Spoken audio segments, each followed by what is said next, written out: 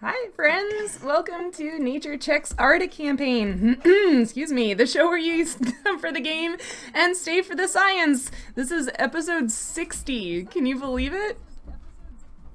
That's wild. We've been doing this for a while. We do introductions first, as always. Hi, I'm Sheryl. My pronouns are she, her, and I'm the dungeon master for the Arda Campaign. I'm also a PhD candidate studying urban ecology, and when I'm not doing my research, I'm also a science communicator, and sometimes I make videos on the Roving Naturalist on YouTube. I promise I'll get back to that someday.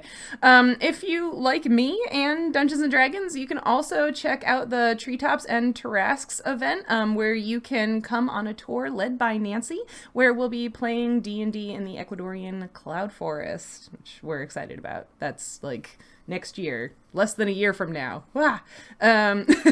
Next, there's Ryan.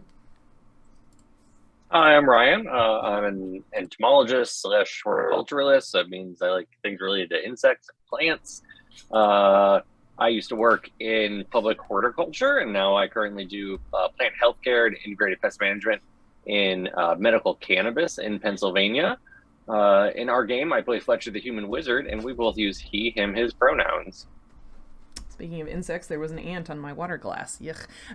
Next, there's Nancy. Oh no, I'm supposed to come after Peter.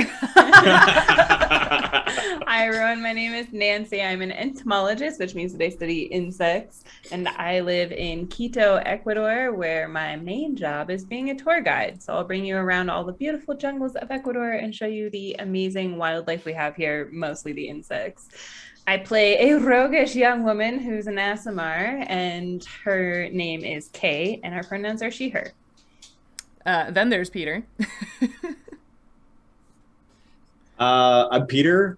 I play Cedric, the dwarven cleric here. We both use he, him pronouns. When I'm not playing Cedric, I do horticultural research in North Carolina at North Carolina A&T University. So trying to figure out how to grow crops better. That's what I do. And then there's Cindy. Hi, I'm Cindy, she, her. I'm a science enthusiast and play an Andorian engineer over on Heroes of Awesome Constellation on the Weirdlings Twitch and YouTube channels. Here, I'm playing Nautia, the water method druid, also she, her. And that's the band. You know that you can hang out with us in the Twitch chat, use your channel points to help the PCs or create chaos, and you can check the reference section down below for the social media handles for the whole Nature Check cast, as well as a link to our Discord and our updated streaming schedule. You also know that you can find the video recordings of our games on our YouTube channel and the audio versions on all podcast platforms. Also, if you missed it last Sunday, I streamed the second episode of what was supposed to be a one-shot with our friends, the RP Geeks.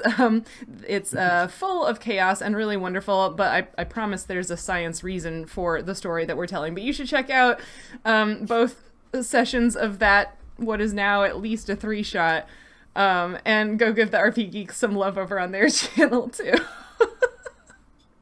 And with our announcements out of the way, I will roll our intro sequence.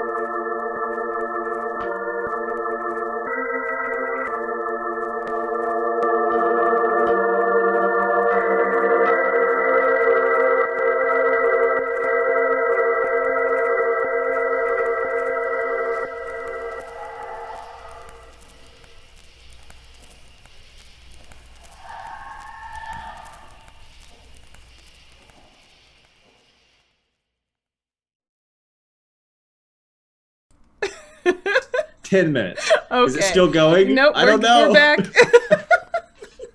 We're back. Oh gosh. All right.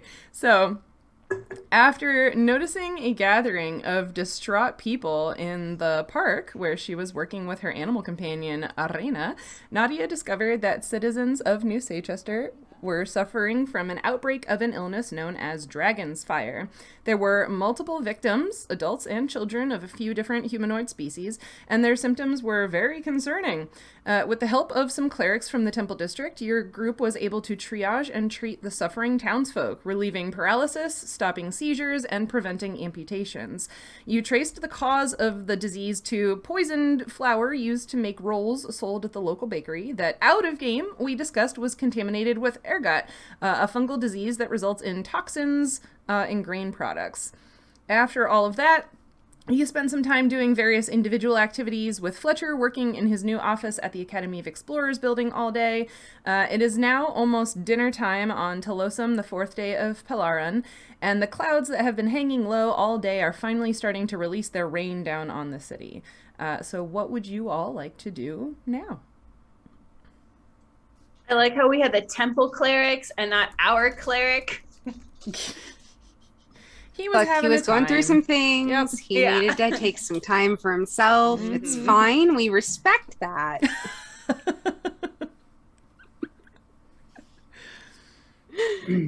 Yep. I'm not here right now while you guys are having this discussion, so I... Yeah, where are we? So I think Fletcher had said something about meeting up with all of you at the Marked Bird around dinner time, so he's probably still in his office at this moment or is about to come back. Kay had taken the scroll that she found in the book box thing to him, so I don't know if you came back here or what. Nautia, I'm not sure what you were up to either, so just hanging out. Probably just I think at this point I think I'm gonna just go ahead and say, like, I'm taking time to try to do the week to train another animal trick just as a filler. Nice. Because otherwise I'm just sort of being awkward in town. But also training her to do some tricks is good. Yeah. No, now that I understand how animal tricks work and I understand that there's value in trading some, so let's do that. I believe Oh, sorry. I was just gonna say it's evening of that day now. Has Cedric still not made an appearance anywhere? If you come back to the Marked Bird, Cedric is sitting downstairs, kind of Finally up and downstairs. Mm-hmm. Yeah. Probably got hungry. Yeah, hungry, but like in that hungover kind of, picking at his food and kind of just taking it kind of slow. Yeah. As you walk in, he's kind of sitting at a table by himself, just kind of picking it. I thought Kay and Fletcher were still together at this point, so I just assumed that we would both go back, because I think the episode ended and we read the scroll and then it was that come back next week. So I assumed I'm still there and we would walk back together. Yeah, if we were kind of wrapping up at that, if that happened at this point, it's that later in evening already, then we would probably end up leaving together to head back over there. Works for me. It's probably good that Kay showed up and did that, because otherwise I probably would have lost track of time and not shown up. So worked right through dinner. It was a good reminder to be oh, I should actually get up and leave this room. Kay definitely left the knife book on the table when she left. What table did Cedric sit down? Is it still there? Yeah, I don't know. It would have been on just some random table in the dining room. So Cedric, did you sit down at the table with the book that Kay had gotten out of your stuff, or? I feel he would recognize it. Yeah. But I don't think he's processing that's my book. I think it's more just there's stuff on that table, someone's claimed it already. I'm gonna sit over here. Oh man. So if the two of you are walking back to the Marked Bird, it's raining. It gets steadily heavier as you walk, because you're walking a pretty far distance across the city to get from the Academy of Explorers building back to the Marked Bird. So you're probably a little soggy by the time you actually get into the building. We don't have umbrellas. I mean, or a hood. I don't know. Last time we looked up when wheelie office chairs were invented, when was the umbrella invented? All right, here Pretty we go. Or, I mean, like, a lot of Google, people in gadget this Google. time period would have had, like, oiled leather, like, hoods and cloaks. So, like, Oh, you know. actually, Like, yeah, umbrella City. was black 1,000 cloak. BC. What? 1,000 BC. Yeah, What? that's what it says. It says we're designed by the Egyptians around 1,000 BC. It's not that Huh. surprising. Like, that's such a basic thing to be like, I need to be out in the rain. Right. Like- but, like, you don't think about people in, like, Shakespearean England having, like, boop, umbrellas, right? Like, I mean, like a parasol, right? Like, Yeah. think about the little, like, Victorian parasol. right, but And, Victorian. You know, it Yeah, originally no, may not have been, you know, the mechanized up and down. Like, it Mhm. could have Oh, been yeah. a set, Mhm. solid Mm, thing. mhm. Like, that's, you know, Yeah. Just like a personal canopy as opposed to something that's like a structural. Right. yeah. My impression Yeah. was that a lot of people in the sort of medievally time period that D&D is, you know, ostensibly set in wouldn't have been carrying something like that. Yeah. But, you know, you've got a hood and a Wow. cloak to keep you from being completely drenched. Apparently, it says the oldest extant example of an apparent collapsible parasol appears in archaeological record around 2,310 BC from Whoa. Asia. Cool. All right. Whoa. So I'm going to be a Amazing. snob and Sure. not leave my house without an umbrella. Okay. Ah. You did know that it was cloudy all day, so sure, you can have an It's umbrella. true. I like this. Come back for Nature Check, where you stay for the history of randomly invented things. Yeah, Hey, pedantic it personal happens. item factoids. I feel like that's a large portion of D&D though, is like arguing about, I mean, like the firearms versus plate armor Yeah. debate has nonstop in D&D, right? Mm-hmm. No, that's completely fair. All right, well, Kay has an umbrella. Fletcher might not. I just have, like, my outer cloak. Yeah. Like, I can put that on it, slick some water away, so it's not that bad. Mm-hmm. Gotta wait until you're high enough level to cast Tensor's floating disc, and you can just block the rain. That is a great And use of he physical would, ability. too. I mean, I would. I was can thinking just- like, You know? I can just see Kay being like flick with her umbrella, and Yeah. then next to him, Fletcher's like, whoa. Meanwhile, Nautia comes rolling in, like Yeah. clearly completely unbothered by the rain, but also absolutely drenched, and then realizes that, like, oh, the clothing doesn't dry forgot like I you were do. wearing the clothing, right? Yeah. I was like, I feel wait. like our new intro should be a rainstorm, and we all enter in the rainstorm with our various personalities. Like the beginning of a sitcom. Yeah. Yeah. All right. Well, you all eventually find yourselves back in the dining area of the Marked Bird. Kay, the book is still on the table where you left it. Cedric is sitting at a different table picking at his food.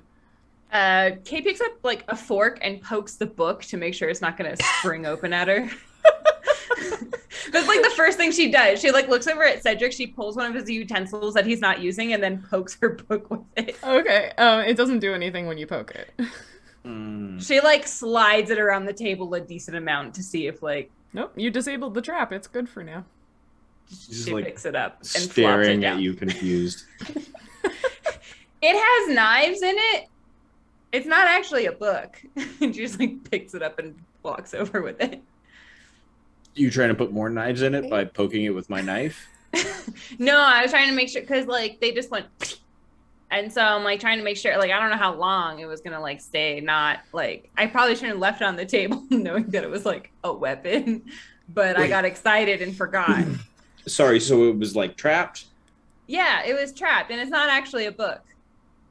It's a box that looks like a book that's trapped with knives. Gotcha. So you checked it for traps, and then you found that it's full of knives. No, I tried to open it, and then I found out it was full of knives. Gotcha. Yeah, that tracks. That tracks. All right. Fair enough. I mean, I tried picking the lock. I don't know why I didn't think about trying to pick the lock like a long time ago. But then I like remembered that you have this book after we were talking about other books, and then I like got it from your stuff because like you were like dead. So I just got it from your stuff, and I was like, it has this lock, and then I was like, oh my god, I can just try and pick the lock, and that's where that all started. But then the knives flew out of it. There was cool stuff inside. I gave Fletcher a scroll. It has a lot of stuff written on it, and there was some money in there too. Like 5 platinum worth of money, like a lot of money. I almost stole 1 platinum. Then I decided not, like, I'm trying to leave my past behind me. So then I gave it to Fletcher anyway. Anyway, we could keep the box in the bag of holding, and if we wanted to play a mean prank, we could put like whatever valuable thing inside of it and send it back to the guys we owe a debt to, and then they can try and open it. And be kind of funny. We could leave a silly note inside, like, haha. Yeah, that's a plan. Yeah. Do the knives shoot out of it? Does it just make free knives? I guess like can she show him like the slits on the side of the book where they like pop out of? I mean, yeah, like I said, you disabled the trap, so it's safe to pick up and handle. So she like shows. Yeah. Yeah, she's like, so they like spring out through these little holes in the side. It's not actually like a binding. It's like so it's like blade sword. Yeah.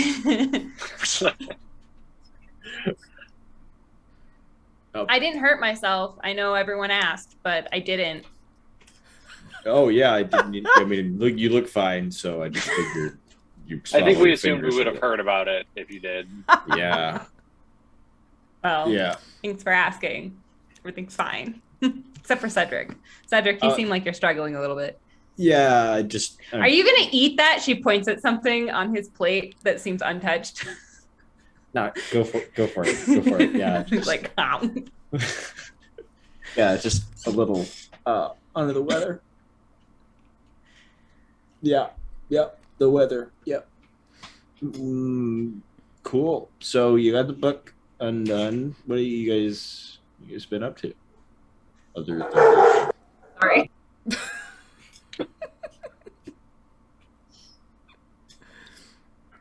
Well, while you were incapacitated, there's actually quite a lot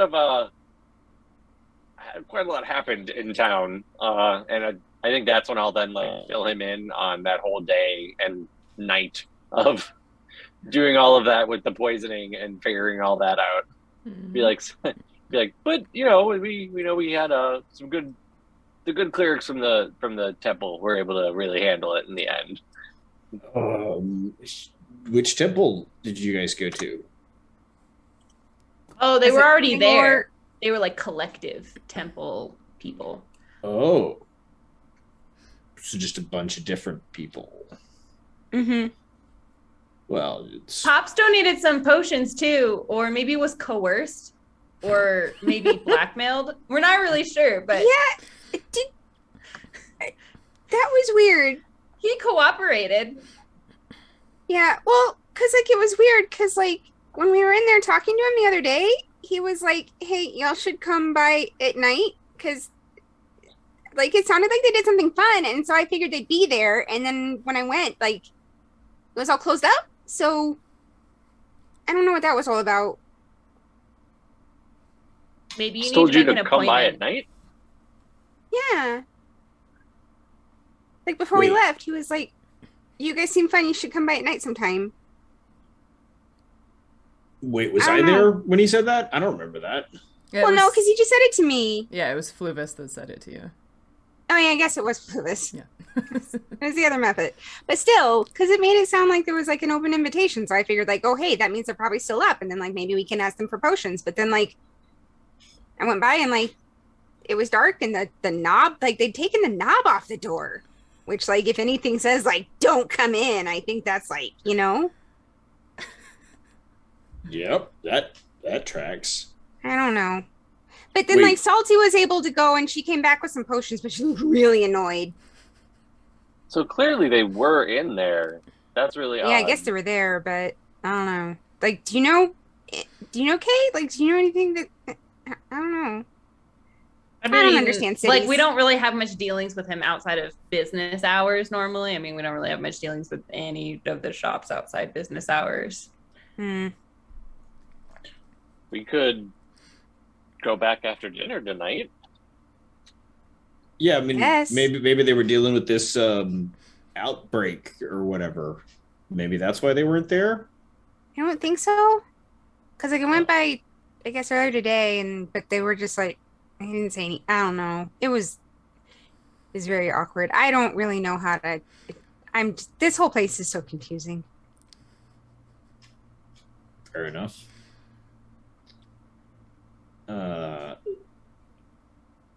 So Let's guys go wanna after go out? dinner to I guess at least make sure everything's okay. If they said to show up and you do and they're not there, but then Salty could find them and we couldn't, it seems weird. I think we could have just stopped by. I guess. And Nadia's like continuing to like wring out her clothes because she just really doesn't know what to do with this. So Do you there's not just have a change of clothes? There's a puddle on Leon's floor now as he Yeah. he just kind of like looks at it as he brings over some plates of dinner for the three of you. Naughty, do you need an extra pair of clothes? You know those like won't dry until tomorrow, right? Oh, yeah, I guess so. You can stop by and borrow some more stuff if you'd like. Okay. Yeah, I guess that's a good idea. Yeah, just I know you dry off, but Yeah. Well, I mean, like I don't like fully dry, I guess. I don't know, because like I'm made of water. It's really.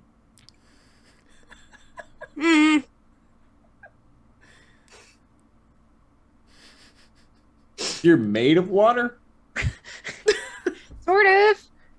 Nautia is the riddle of is water wet? Right. Yeah. Kay is trying to restrain herself from just like touching Naughty like the leg or something. Which you've definitely done before. Yeah, but she hadn't think about it before. Mm-hmm. All right. Yeah, where I come from, everything is just water. I mean, yeah, I guess that makes sense. Yeah. Do you find this plane weird? Because like where you come from, everything is water, and like where the air things come from, everything is air. But we've got like 4 at least here. We've got like air and water and earth and I don't know. Well, yeah, Fire? that's like why So this is it place is weird? interesting. Yeah, it's weird, but like it's interesting. That's like why I came, you know? Because it's not all the same, and we have like variety. Yeah.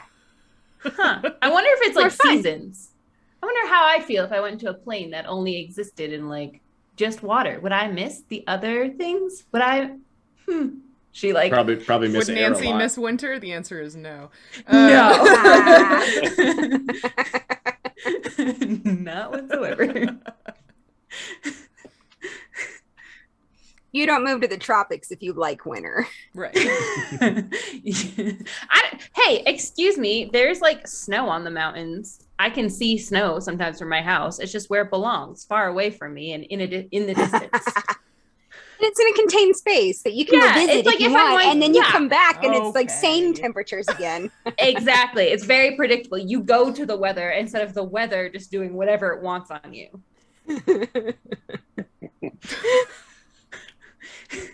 We can Sounds like imagine not this winter. conversation except for like Right. about different elements. Planes, yeah.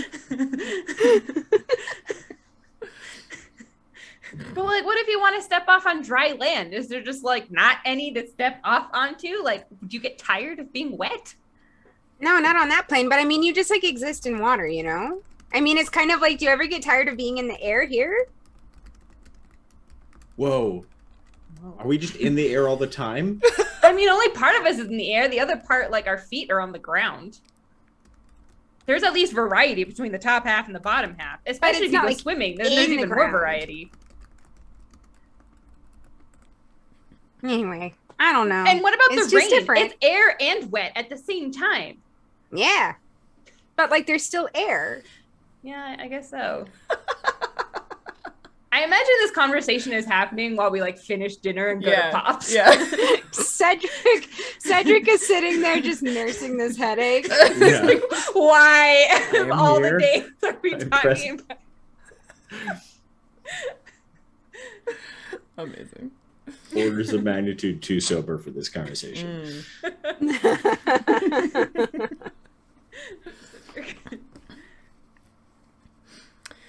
All right, so you eat dinner and then what?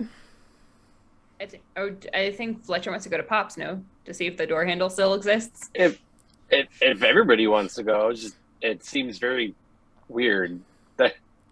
And now that Nautia told us that like she was told that we could go there at night, and then when we really needed them at night, there was nobody there, but somebody was there because Salty still was able to get things from the. It's like, well, that's really weird. Mm-hmm. Like, Maybe she had the passcode.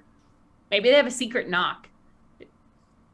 Knock. we'd have to go back and try. Only Okay. Nautia went, so we like nobody else. We don't know. We're gonna go back and it's gonna be totally normal and like open for business and just like what?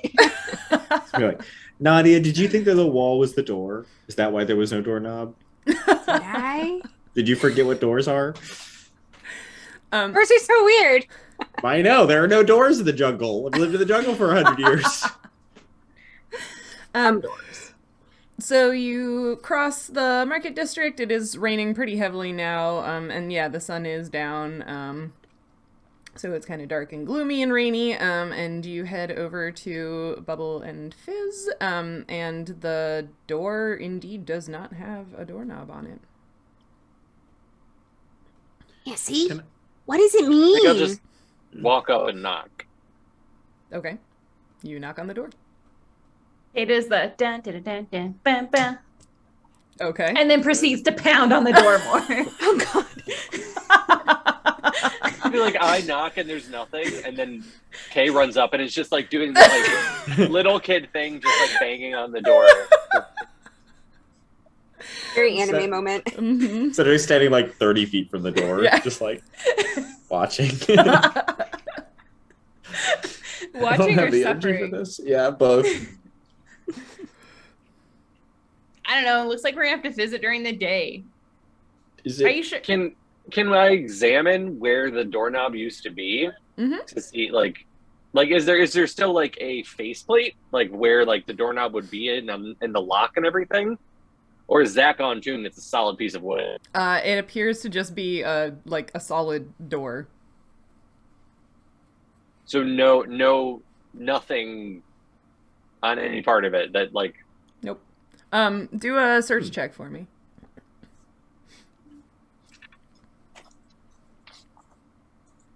Can I kind of peek around the corners and do a perception check? Of the the corners of the building.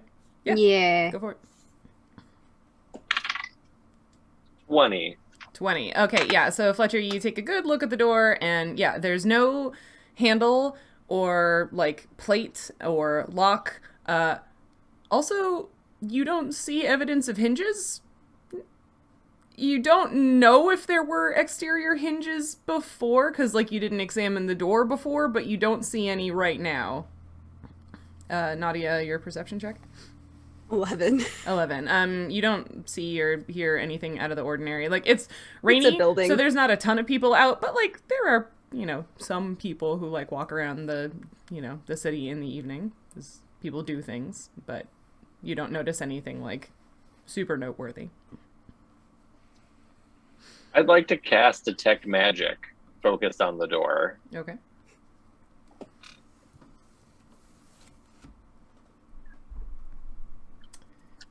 So remind me of the steps of that one.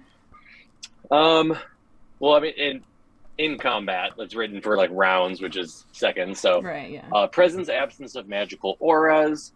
Then the number of different magical auras and the power of the most potent. If there are multiple of equal potency, you can detect all those strongest ones.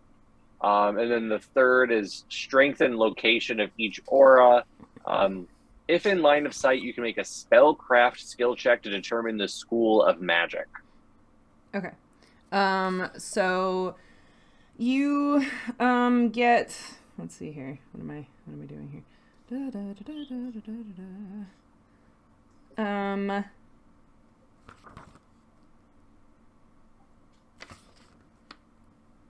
da. You are getting, there are 3 magical auras in this general area. And they're all sort of like medium to high. Did you want to do a spellcraft check to try to figure out what's going on here? Yeah, and if I wasn't, I wasn't really like scanning around, but looking at the door, do I still detect? I detect all 3. Yeah. Okay. Yeah. Yeah. Then I think I'd like to do the spellcraft check. Does it say you have to do a spellcraft check for like if there are multiple, like for each one? It's 1 check per aura. Okay. It says DC is 15 plus spell level, or 15 plus half the caster's level for a non-spell effect. I'm guessing. I don't know if these were like if there are spells casted on the door, it would be the first one. If it's like an inherent quality, like a non-spell, it would be the other. Okay.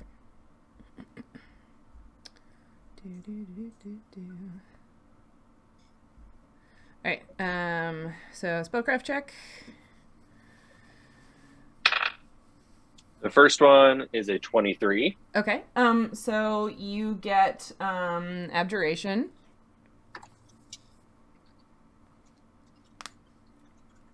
Okay. You said there's 3 auras? Yeah. Okay. Ooh, 9. Yeah. So that I don't. Nope. Don't think I get that one. Nope. And the last one is a 22. Okay. So you also have transmutation. So there's one spell effect that you are not able to identify, but you do have conjuration and transmutation. Okay. And I think I'll tell everyone that like it's clear it's been magically changed, altered, like to affect the pathway into this building. Mm-hmm. Yeah, makes sense. Because there was the doorknob, and now there's not a doorknob. Seems magical to me. You're as dumb as a doorknob. Why don't we just come back during business hours tomorrow? Sure. I mean, like, I guess we could try that. Because I stopped by today to see like if they're okay, and they were just like acted like nothing had happened. So I don't know. Interesting. And Nautia said she was told to come by at night. Yeah. Well, I guess. You sure it wasn't like a date or something? Like meet me somewhere else? Well, no, because that was like just me or like and my friends, and they're like, you can bring your friends too. So like,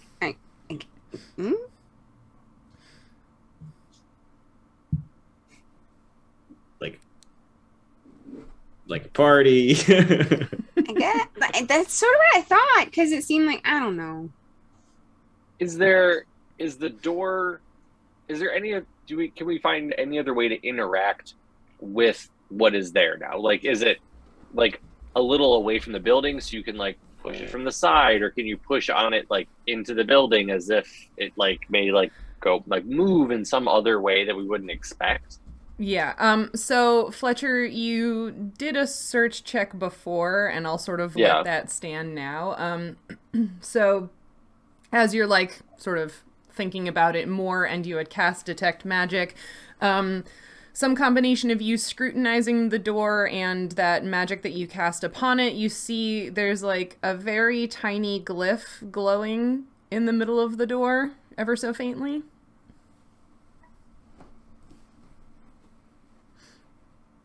Am I able to identify the glyph? It's not something that you're familiar with, at least not immediately. Okay. Would you point that out?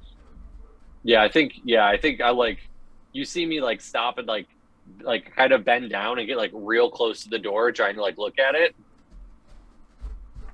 And so that's when I think then I'd stand up, and even though Cedric's really far away still, since it's something magical, I think I'd try to call Cedric over. Be like, there's some kind of symbol on this not door. Symbols.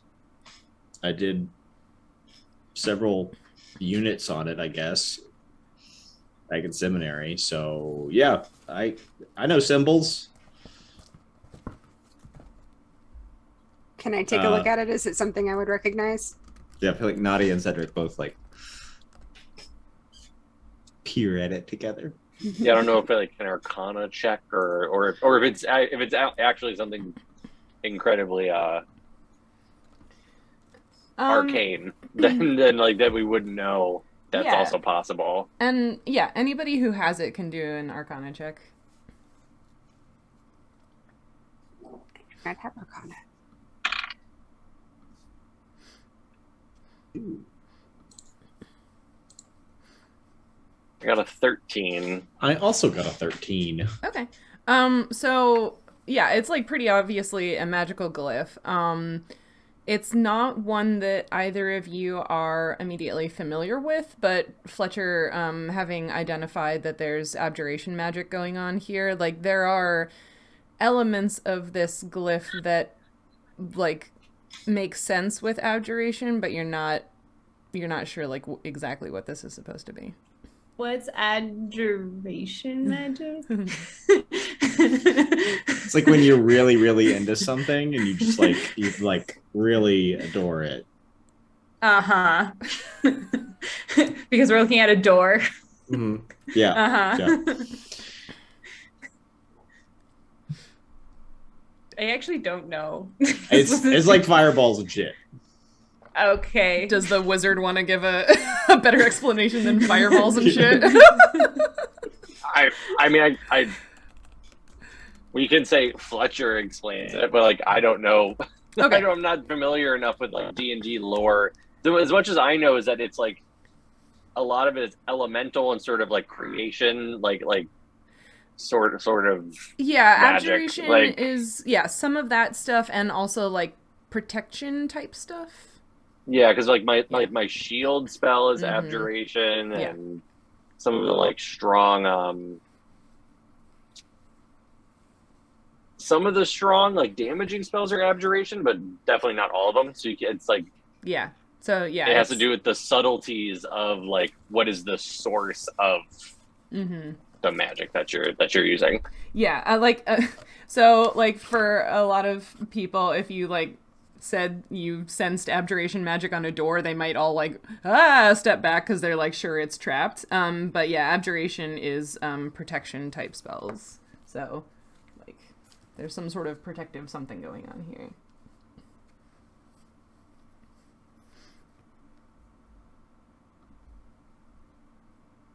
That could just be making the door stronger. So you can break it down. Are there any windows in the shop? Are there any windows? Yes, there are. Did anybody look at them? We haven't yet.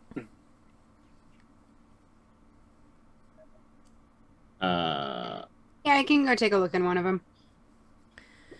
So, All right. Similarly to the last time you were here, Nautia, all of the 'Cause I think I looked windows last time. are dark. Yeah. Yeah. And is it like dark, can't see inside at all, or just like, and there's like curtains, or is it just dark and like the interior is dark? Perception check.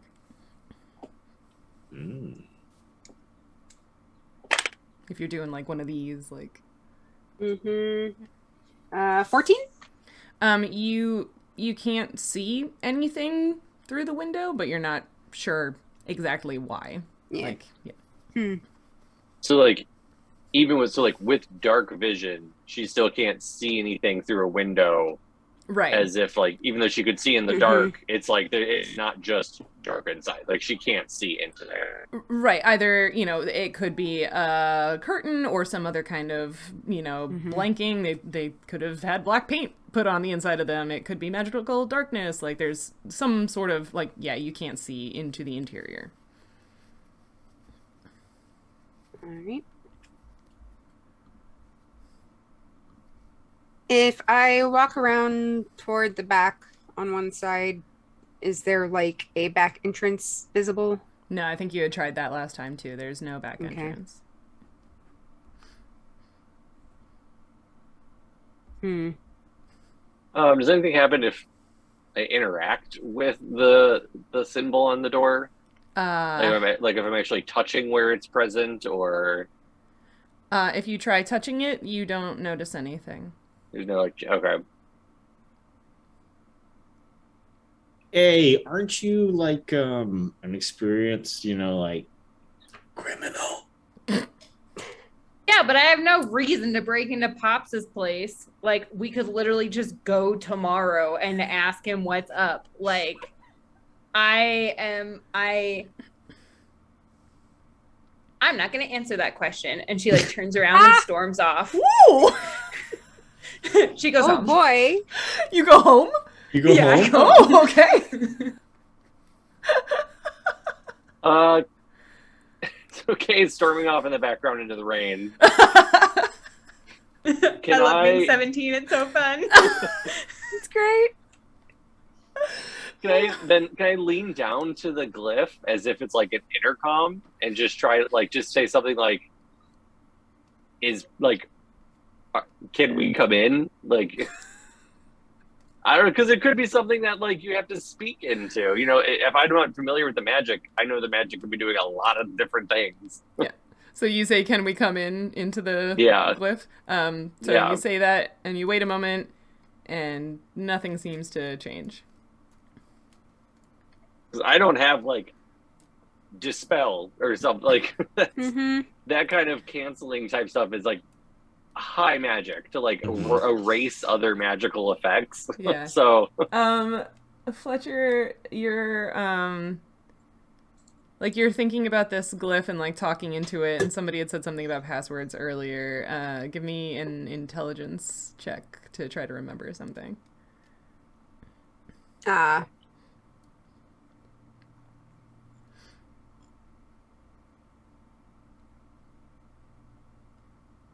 only a 10.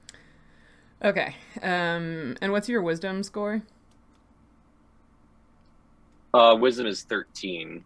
Okay, yeah, so you don't remember anything useful.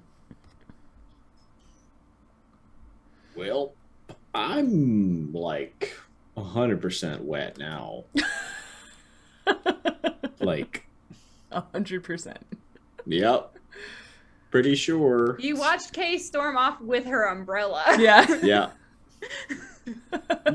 We should all get umbrellas, y'all. I think it looks really handy.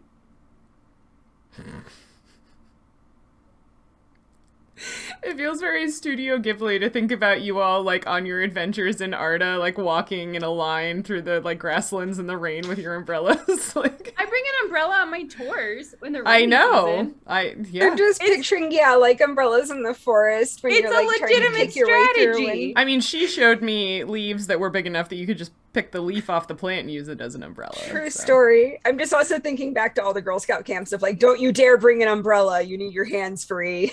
Yeah, and it's gonna get caught on tree branches and yeah. Bring a poncho. Uh-huh.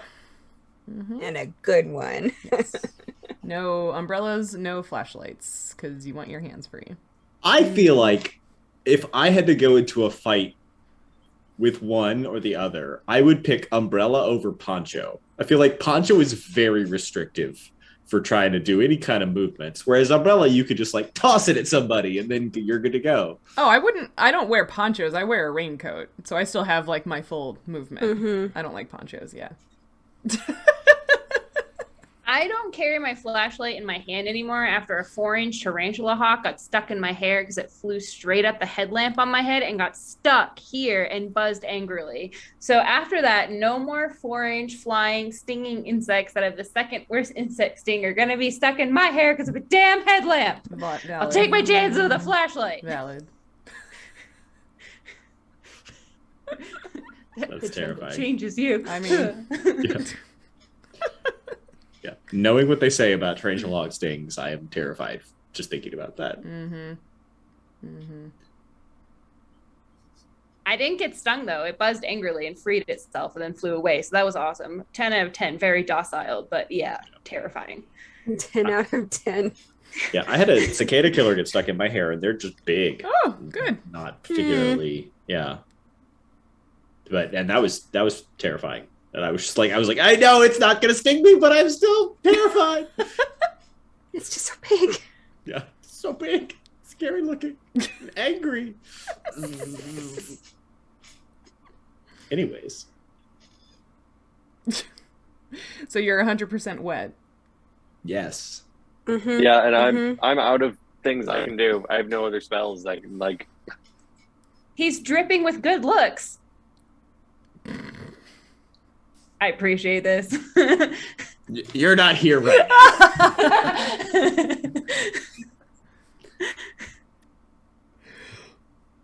I know that Cindy doesn't remember many details of the interaction, but is it possible for Nautia to remember something that might shed a clue? Intelligence check. Nadia's strong Which, suit. like, Well, better we'll roll try better new than die because I possible. still haven't rolled over a 10 today.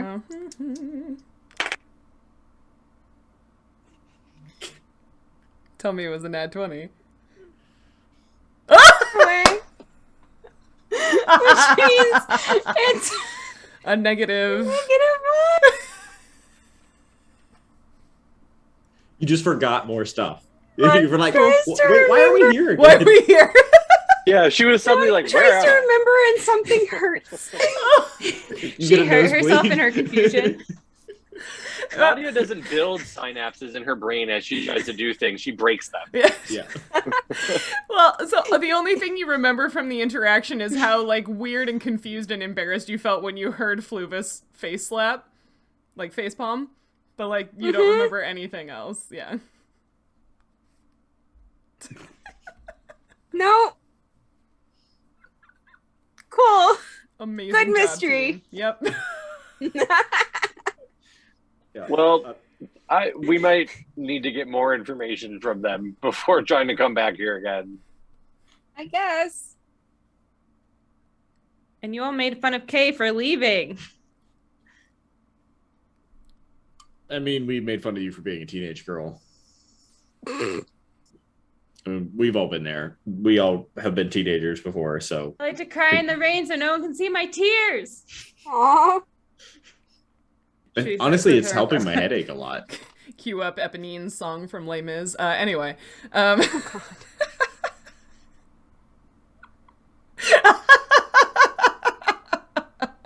That unlocked something for Cindy. Excellent. All right, so are the three of you just going to stand here and get soggy, or are you doing anything? I mean, I can't get any soggier. Mm, Yeah, I think it's Fairly time certain. to turn around and go back. Like, we can't. okay. Yeah. I don't remember I'm at a anything total else, loss. so. Yeah, I mean, we could beat this door down, but I feel like there's no reason to do that, so maybe they just decided to uninvite us from the party. Cindy feels like she's missing something. Nautia has no clue. And nobody else got really any like additional information the way you did. So Mm-mm. Yeah, I feel like Cedric's like 50-50 on whether this was just like a misunderstanding that Nautia had. misinterpreted something that was said to her, or like Yeah. like I'm here, supportive, but also just like, I mean, probably she just, why would they Misunderstood tell you something. to come back at night? Yeah, that doesn't make any sense. yeah. All right, so you head back to the marked bird. Yeah, I guess so. Yeah, Okay. I guess so. Leon gives you extra towels because you're soggy. Dripping all over the floor. And Nadia Arena is in your room sitting on like one of the posts of the bed because she didn't want to be out in the rain. That's fair. That's fair. I started to ask, I was like, how do eagles feel about rain? And I was like, I mean, like, I feel like they should be more or less okay with being out in rain. But then again, if she's a desert eagle, maybe not. Yeah, I mean, like, as a desert eagle, she's probably a lot less familiar with it. All I know is that, like, the local Cooper's hawk sits on the telephone wire outside my house sometimes in the rain and just looks so, like, bedraggled and grumpy and, like, tries to, like, floof itself up. Because, like, when the feathers get wet, they stop doing their job of keeping the animal warm. So... because there's, you know, like when they get wet, they all get matted down, so there's no more warm air being sort of like pillowed in there. Well, so, and I love just sort of the weird mechanics of how the feathers work, because it's like there is an element of like when they do that fluff, like it is actually helping with that some, but because feathers are just so strange mechanically anyway. Like there's all kinds of weird stuff going on with them. But if those down feathers get wet, they are no longer doing their job. Now, if she was a barred owl, she'd be very happy out in the rain. They're weird, but... What owls aren't weird, though? Fair. Valid. The place with the rescued birds of prey where I used to work, the barred owls love to like hang out in their water dish, or they'd like, you know, get themselves completely soaked and then just like sit on the log. And I just love the idea of them like splashing around in the water dish or like in puddles like a little kid. Yeah, but then I was curious about why they liked water so much, and I found out that barred owls will actually go hunting for like crayfish and stuff in shallow waterways. So they're actually comfortable, like playing in the water. That sounds like such a delightful life. Right? Yeah. And so barred owls have sort of these like pale gray, whitish feathers with like black striping on them, right? Bars. Right. So as I was reading about them, like, you know, sometimes, you know, some of them have predisposition for like hunting for crayfish. I found out that the ones that eat a lot of crayfish can wind up with kind of pinkish tummy feathers. Yeah. In the same way that like flamingo feathers turn pink because they eat crustaceans. Yeah, I was so pleased by the idea of a slightly pink owl. That's so good. Birds of prey. They're amazing. But yes, Arena is maybe not so enthused about the rain. That's fair. Yeah. Alrighty, so you all are just going to sleep for the night? Yeah. I guess so. Did you guys make failure? Yeah. Aww. Did you guys make any plans for like what we're doing next? What's the plan for tomorrow? I don't think we really had any. Yeah, we're still kind of, I think, recovering and making plans, and I mean I now have access to everything over at the academy and a place to work, so you know it's nice to be back here for a little while. Sure. Well, yeah, we should probably have like a team meeting tomorrow and discuss plans. Team meeting. Team. Yeah. You sound so serious. Mm-hmm. Wait, how many days have we actually even been back in town? That is a great question. It's been like 5, as my guess. Has it been that many? Because it's 5? Let's see, what day did you... Whoops. Because that first day back we did a lot. What day did you come back? I think it's only been like 2 or 3. Sorry, my notes. It took us at least 3 days to fully recover from the February 6th is when we got back to town in real world time. Yeah. Okay. Because it was the first day. Okay, so you returned home on Cordum 27th. Cordum 27th, and there are 28 days in a month. And today was Tolosum the 4th. So you arrived back on the 27th, so you spent the 28th, 1st, 2nd, 3rd, 4th. Okay, so it has been 5 days. Good job. Good job, Peter. I'm the best player, MVP. Peter's the best guesser. You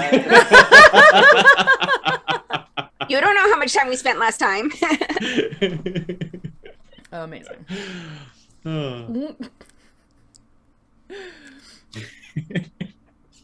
All right, so you're going to sleep and you're going to have a team meeting tomorrow?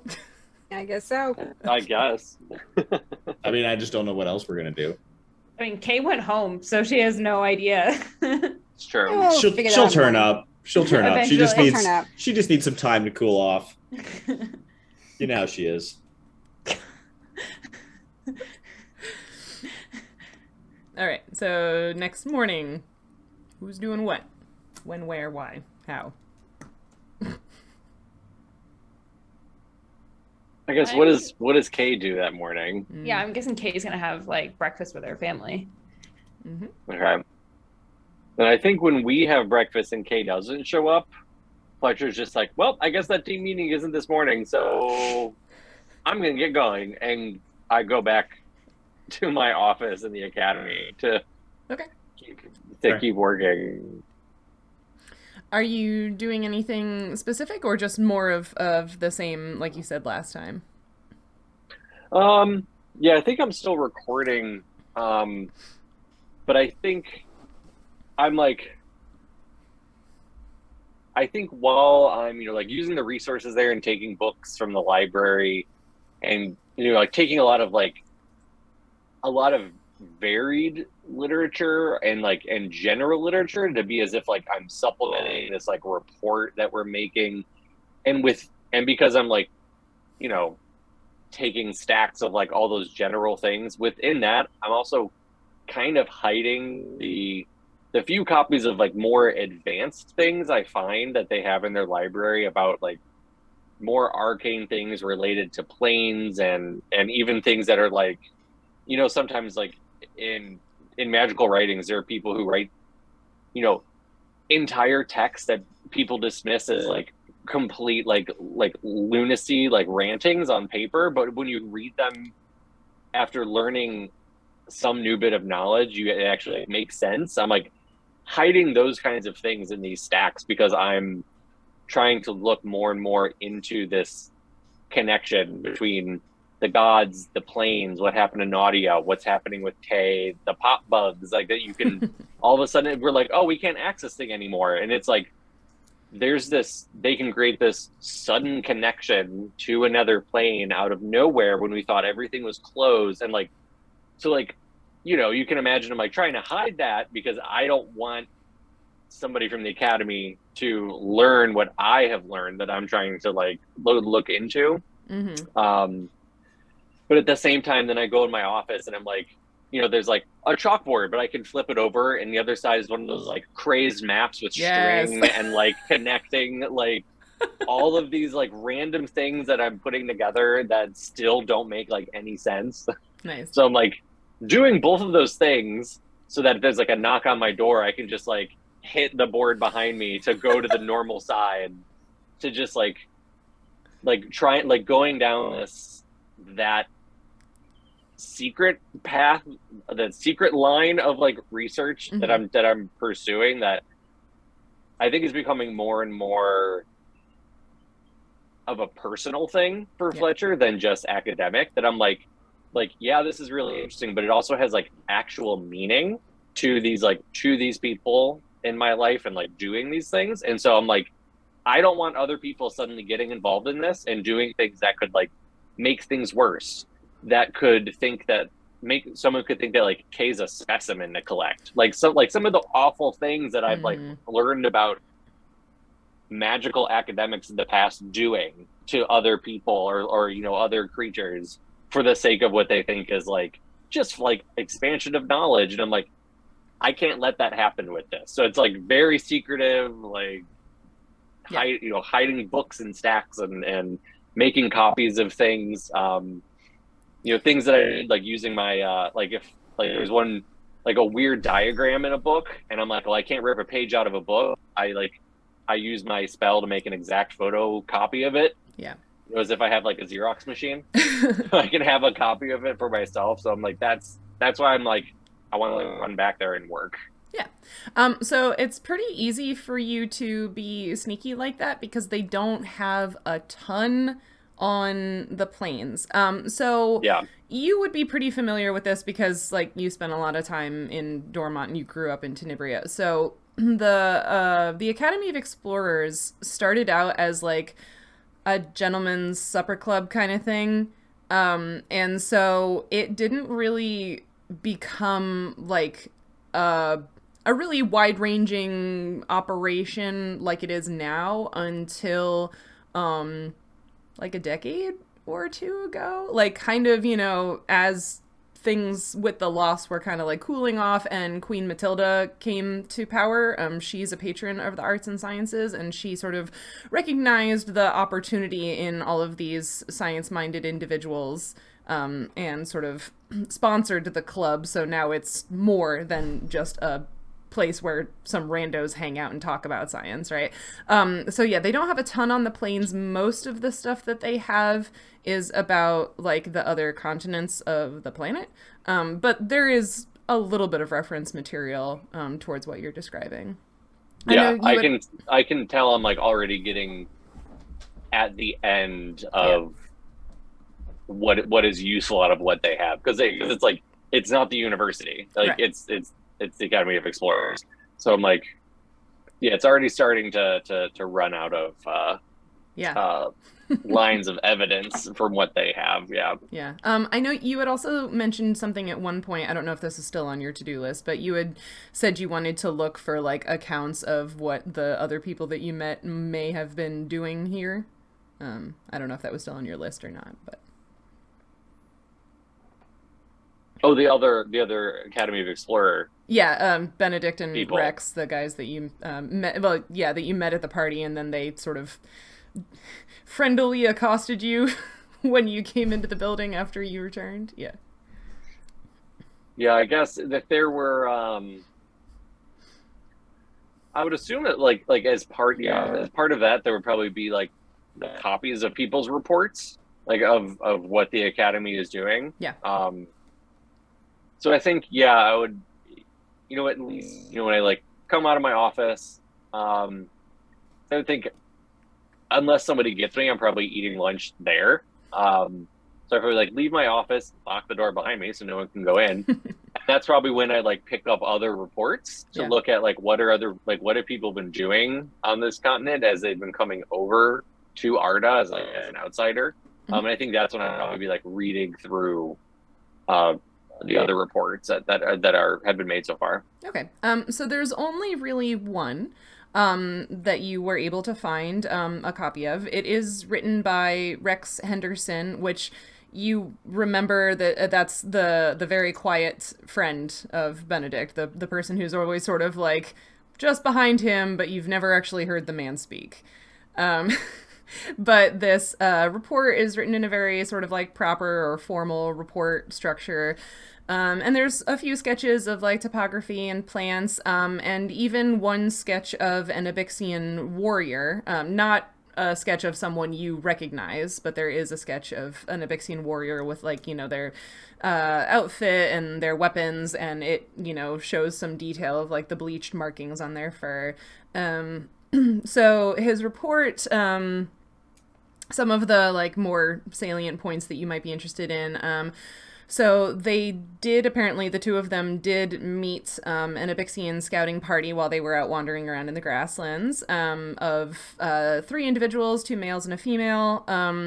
The Abyxians were reluctant to talk to Benedict and Rex, but they did engage with them because the two had those, they had sort of facsimiles of the bracelets that you were given.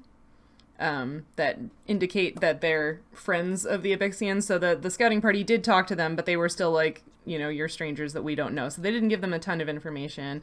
And he has in his report that the Abyxians cited other strange and dangerous creatures wandering around the grasslands recently as like a reason that they were kind of cagey. He has a detailed account of their clothing, weapons, and the bleached patterns on their fur, but he was not given any information on what the patterns on their fur mean.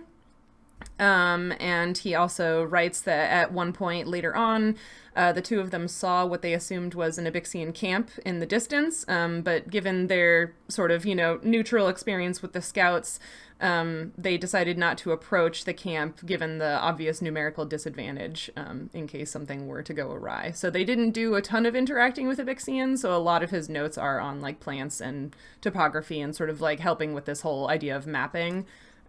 But you do have a few details that they did interact with the locals, at least somewhat.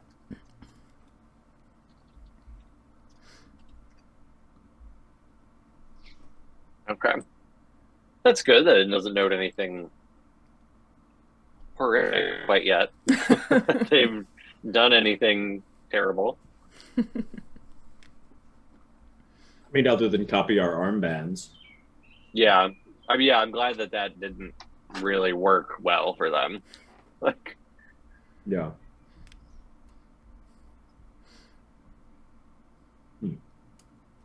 Mm-hmm.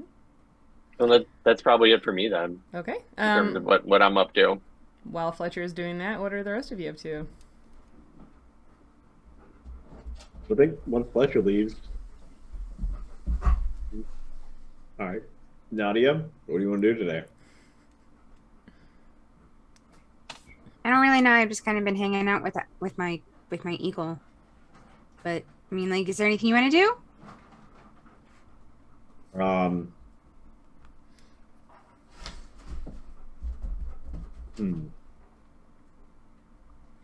Is there anyone you want to talk to, or Get a new shirt. I don't think we have time for that. It's kind of a process, Yeah, I think I kind of like the shirt I've got for now. did you want to look for like armor, or no? You have armor now, or Yeah. you have. What did you get? Because Kay now has the magic armor, Mm-hmm. Yes. and you that is a have. very good question. I'm wearing studded leather armor. You've got studded leather that we got from the camp on the way in. Yes. Okay. Yeah. Because it sounded like you might have been interested in going back to plate, but if you're okay with it. Yeah, I think this is fine for now. Cindy would love to suggest that you go to that other Temple of Morden, but Nautia doesn't know enough about it. Yeah. I don't think Cedric is ready for that yet. Mm-hmm. And it's something he's been considering, but yeah. Yeah. How are you doing? You seem like you're I'm not fine. really. Yeah.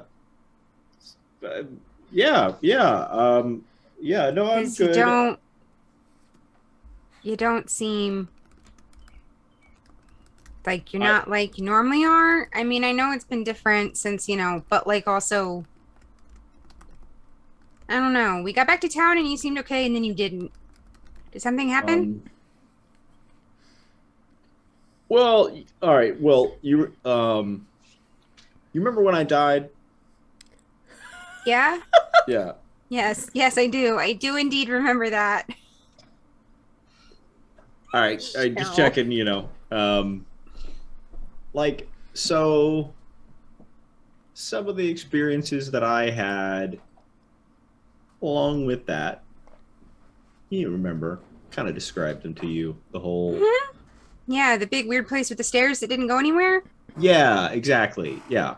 It doesn't really jibe well with everything that I've been taught about the afterlife, which I don't know if this has come up in our conversations, but like my church has a pretty let's say rigid interpretation of what a lot of things mean and are and truth. Yeah, I mean, it seems like you got a pretty solid definition of a lot of things. Yeah, so my experiences didn't really jibe with that, which is not something that it's not really something that I expected anybody else to really understand, but I guess I didn't really think about how that would go over till I tried to talk to one of the hammers at the church. So I feel like there's a lot going on that our interpretation of the scriptures is maybe not suited for, and maybe there's some information that the church isn't privy to. I don't really know how I feel about any of that, because that's not really something that I was taught how to deal with. They weren't like, and hey, by the way, if you find out that a bunch of our teachings are wrong, and also there's like a non-dwarf who maybe is really important in some kind of, giant celestial quest, here's what you should do. That wasn't one of the like parables that we focused on a lot. If there is one, it's one I don't remember. So yeah, I'm just I don't really know how to feel about any of that, because my gut tells me stick with Kay. This is important. We need to go explore. Did someone tell you that wasn't important? Not necessarily that it wasn't important, just kind of that it was a bad idea. It just doesn't feel right to me. I feel like if there's one thing that we can do, it would be learning more about the loss, right? I think learning more about the loss and what we could do to fix it.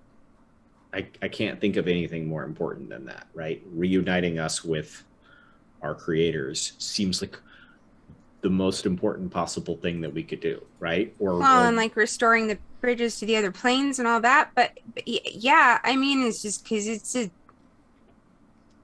big deal. And like, if Kay has some sort of access to that, that's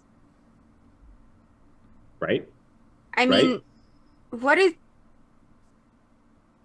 like we didn't spend, over on the other side, we didn't spend a whole lot of time sort of thinking about it, I guess. We just sort of, there wasn't much we could do, I guess. So, you mean when you were on the other side of...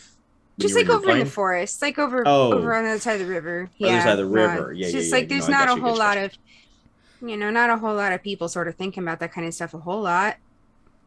Because it was just sort of like, okay, this doesn't work anymore, so now what?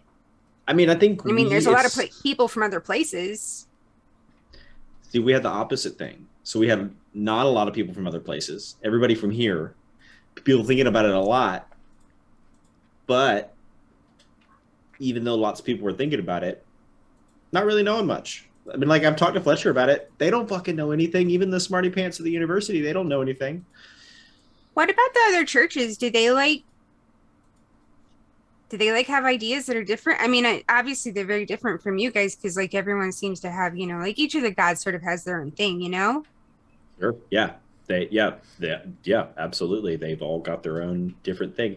I don't. But like, honestly, did they have any like theories, or like do they have any ideas about it? Because I mean, I think everybody's theories are kind of the same.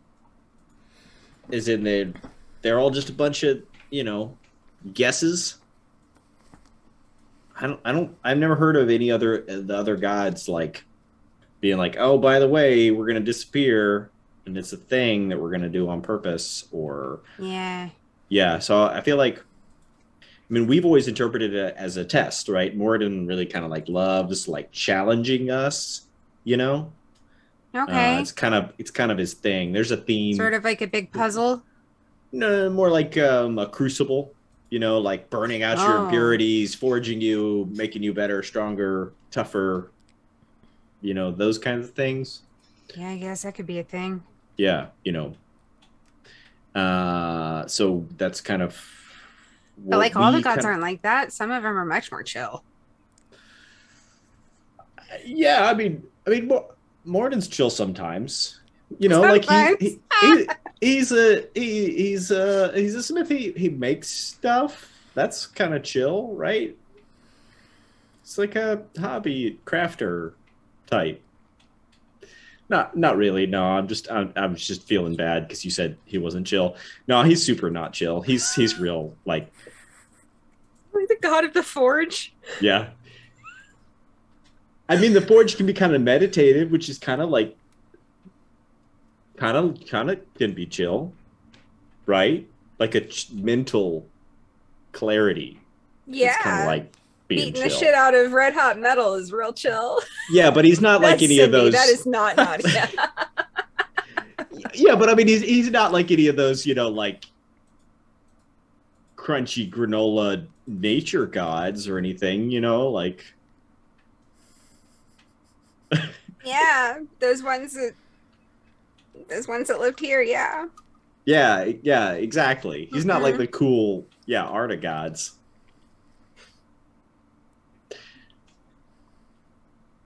But I mean, I guess, like, I mean, I guess that's kind of why I'm here, right? To kind I of mean, figure it out. Well, that. But I mean, honestly, I didn't like come to Arda being like, I'm going to figure out what happened to Morden. It was more just like I wanted to come here to learn more about other cultures and other races and kind of their, say, like perspectives and assets and things like that. So I guess Yeah. learning about the other gods would be a good step in that Yeah. direction. I mean, you got this whole temple district with a whole bunch of different kinds of people all in one place. Yeah, I didn't really think about that. Like I thought like I would come here and learn about, you know, Alana or whatever and like the Arda gods because we didn't really know about them. Just didn't really think about like the gods that we already know about. Because I just figured, you know, they're just the boring old gods that we've always had.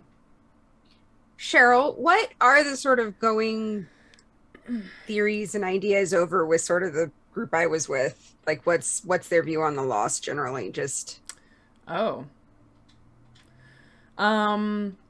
Yeah, I think it again depends on like who you talk to. But like a lot of the Fae are more or less comfortable with the idea of things being unpredictable.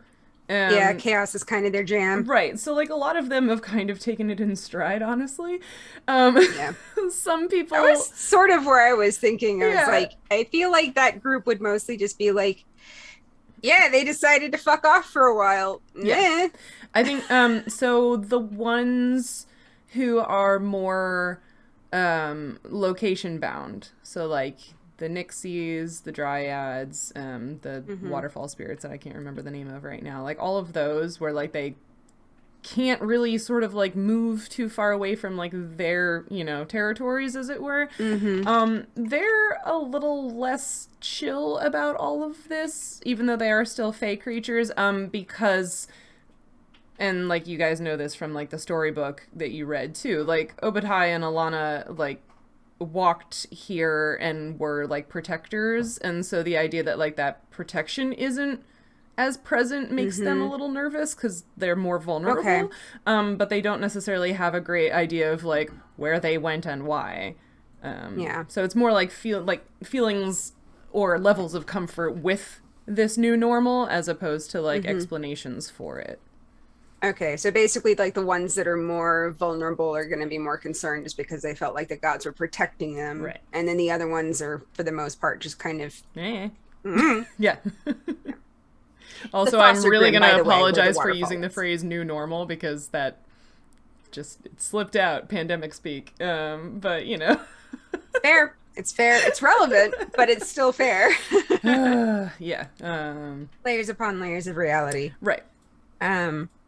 Yeah, that waterfall guardians are the foster grim, by the That's way. it. Thank you.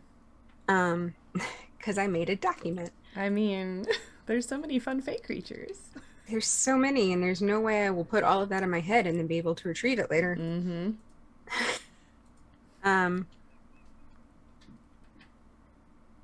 Yeah. I guess sort of, where I've been, like, we haven't just really thought about it a whole lot.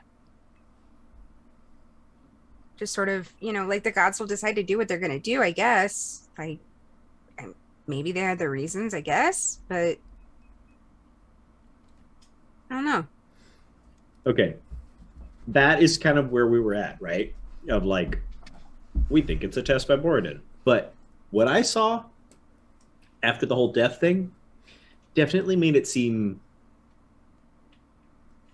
like something happened, right? Like it wasn't just like a we'll be back later. Like yeah. It wasn't like the gods did it. It was like something happened to the gods. Well, I mean, maybe they did it. I mean, maybe they broke that staircase. We don't know, right?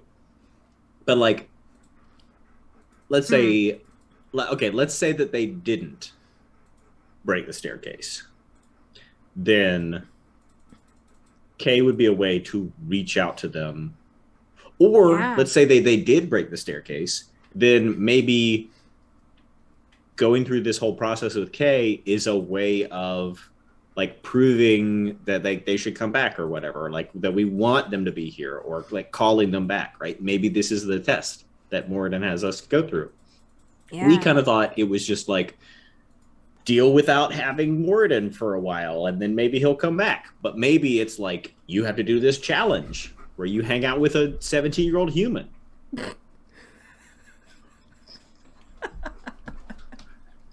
That added layer of difficulty of putting up with. I got like Nickelodeon vibes off of that, but oh no. Oh jeez.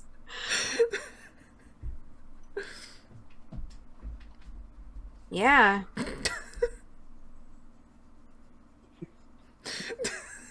Nancy. Anyways, I'm like chomping at the bit. I think we need to get back out there and like find some more temples. Yeah. Yeah, it definitely feels like we've got more to do out there. Mm-hmm. But I don't know where to go next. Right? Like, I guess I've had it in my mind that like sooner or later Kay was gonna be like, oh guys, we have to go east to I feel a pull. There's a temple out there or something like that, right? If nothing else, because like we're supposed to go to that volcano, right? Yeah, so like we can head that way. Yeah, but I mean, like that's a direction to go, and we can go a different way than we've gone before, and just like cover new ground and see what's out there. That's true. We did talk about renting a boat to go. Yeah, we could go up that coast. I haven't been up there in a while. I did actually. There was, believe it or not, there was a boat that dropped us off. Where the boat that wasn't a boat tried to kill us. That boat was actually a boat that was part of a bigger boat that we paid to take us over there. So we could go talk to them and have them. Maybe they're around. Maybe, because I saw that boat. It was a real big boat. Because it's like the one that brought you guys back over. I mean, because like there's like over on that other coast, there's like a bunch of islands and stuff. It's real rocky. So I don't know if that big boat would make it over there. But I mean, we could maybe like go up that coast and just sort of explore it as we go. I like it. I think that's a good idea. I bet that costs a lot of money. We could go find somebody. How much does a boat cost? I have no idea, but I think a lot. I guess that's something we can ask about. I'm literally sitting here picturing canoes, which would not cost much, but Nautia doesn't know that. Amazon Trail video game. Mm-hmm. I mean, you can. Because if you're shore hopping, because you can make pretty good speed out on the water and then come into camp instead of trying to live on the water, which is much more difficult and requires a bigger boat. Mm-hmm. Oh, I see. I don't know how to paddle a little boat like that.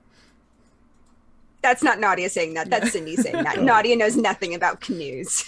Yeah, why would she need to know anything about boats? Oh.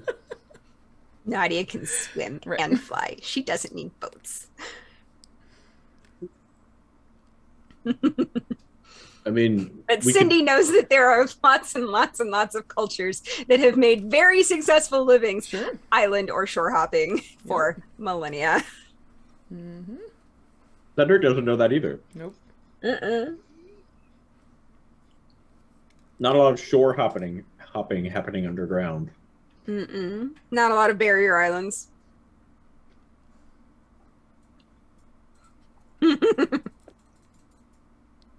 We should go down to the docks and look for a big boat.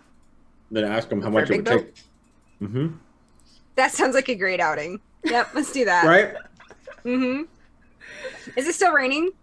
Yes. The rain is lighter than it was last evening, but it's just sort of been like drizzling all day so far.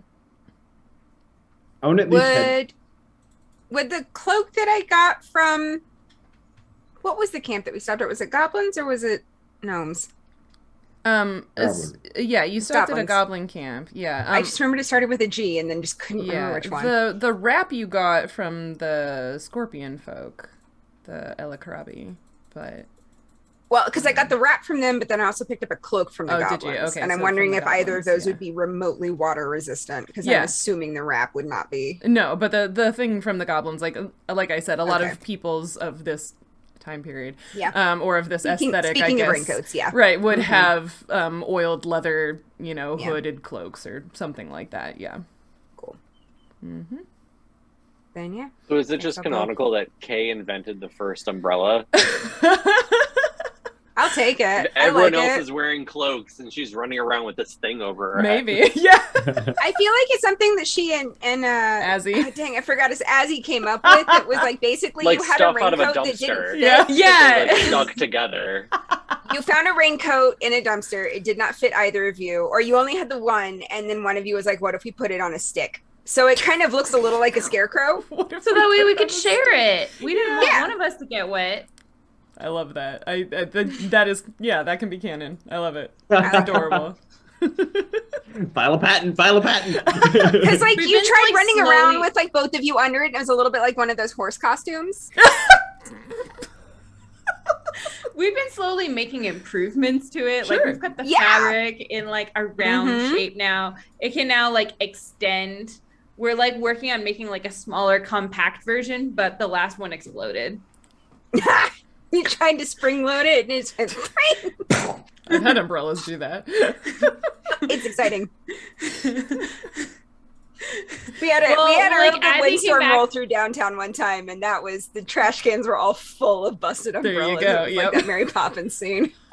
Well, as he came back with something from the dumpster that like looked like it could work, but it was actually a kind of like explosive. So it actually went boom.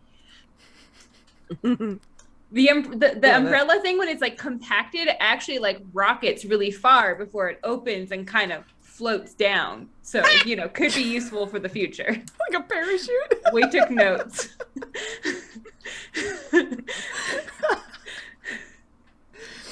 Oh, goodness. Maybe Fletcher should see that notebook. Mm. Oh no. They're After all this horrifying time, it turns out that inventions. Kay is like a brilliant inventor. Yeah. Yeah, we got a little Leonardo da Vinci going on. And these are my drawings for Machine That Flies. Mm-hmm. It sounds like we are at a pause between character actions and conversations, and it is almost halfway anyway. So how about we go on our little midway break? Thank you so much to everybody who's been hanging out. Thank you for using your channel points to buy them things in case they need them. But yeah, we're gonna go on a quick break, and then we'll be back soon. Thanks, everybody. Bye. And we're back! Hello!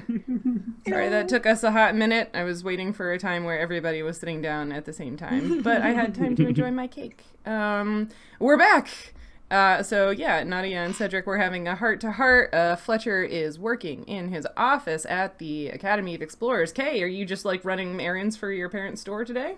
I think I'm gonna go to Pops and figure out Mm. what the hell Nadia's talking about. Okay. So you are headed to Bubble and Fizz. Mm-hmm. Okay. I like he has a real shop name, but none of us remember it and just go, we're going to Pop's place. I mean, that's, I mean, Bubble and Fizz and Pop are all very similar words, like with very similar meanings, right? So I feel like it's very reasonable to don't give me that look, Sheryl.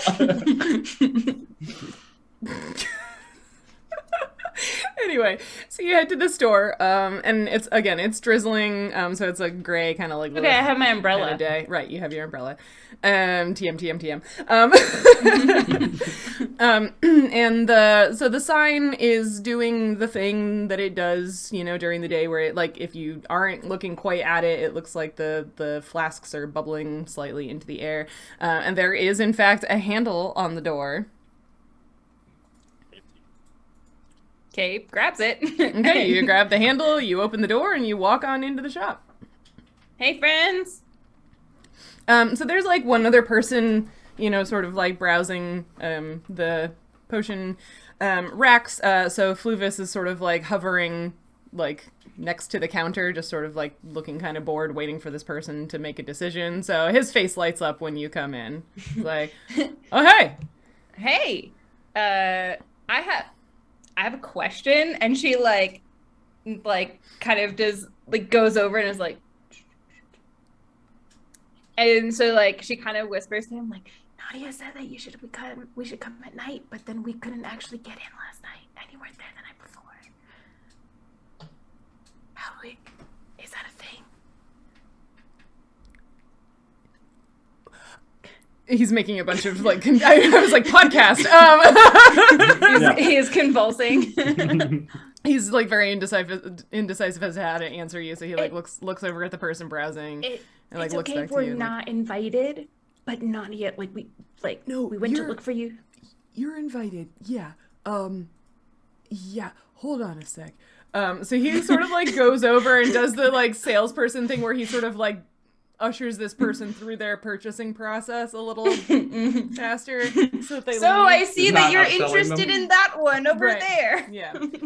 So he gets them out of the shop after a minute or two, and like comes back over and goes behind the counter for a minute to like put the money away, and comes back to you and is like, yeah, sorry, I thought your friend would sort of like, I don't know, like, I mean, the old man took a shine to you, like, the first time we all met, and so he's been, like, giving you the password, but I guess maybe you didn't notice.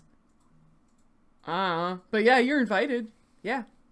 We didn't realize there was a password. Oh, yeah. This really kind of came up because, like, the other day, like, I wouldn't say assaulted Pops the other night, but like when all the people were sick, we're like, oh, we should stop at Pop's place to like get some potions to see. And then she found you guys somehow. And then like Nautia was like, oh, we're invited to like a thing. And then we went yesterday in the rain. And then like, there was like a little symbol on the door and no door handle, which is very cool party trick, but difficult to like. Yeah. I didn't realize there was like a. She was pretty mad when she came in. Yeah. Yeah, because she knew the password, and she was mad. Because she was like, this is a cute trick you've got going on, but like now is not the time kind of thing. I don't know. She's very sort of like... Sorry, but we did try to get to you first, and we're nicer, but we sent Nautia, and she was like... Well, I'm not saying she's not nice. Like, she's a great customer, on normal nights. She was just... I mean... There's a lot going on, I get it, yeah. It sounds like whatever was going on the other night was, like, pretty awful, so I get it. Yeah, but, we can't, like, So what goes on here at night? Is it, like... I mean, it's an experience. I don't want to, like... He's, like, kind of, like, lowering his voice again and, like, looking towards the back room. Like, I don't want to, like, give the whole thing away, because, like, that's kind of the mystique or whatever, because, like, not everybody's invited. But oh, I see. Lips are sealed. Is it something that I shouldn't tell my mom about? Like, if I, like, definitely be home by curfew kind of thing? So she doesn't ask where I was, what I was doing. I mean... I'll take that as a yes. Anyway, nice, but I don't know if she's the kind of person that would, like, appreciate it. It's nothing bad.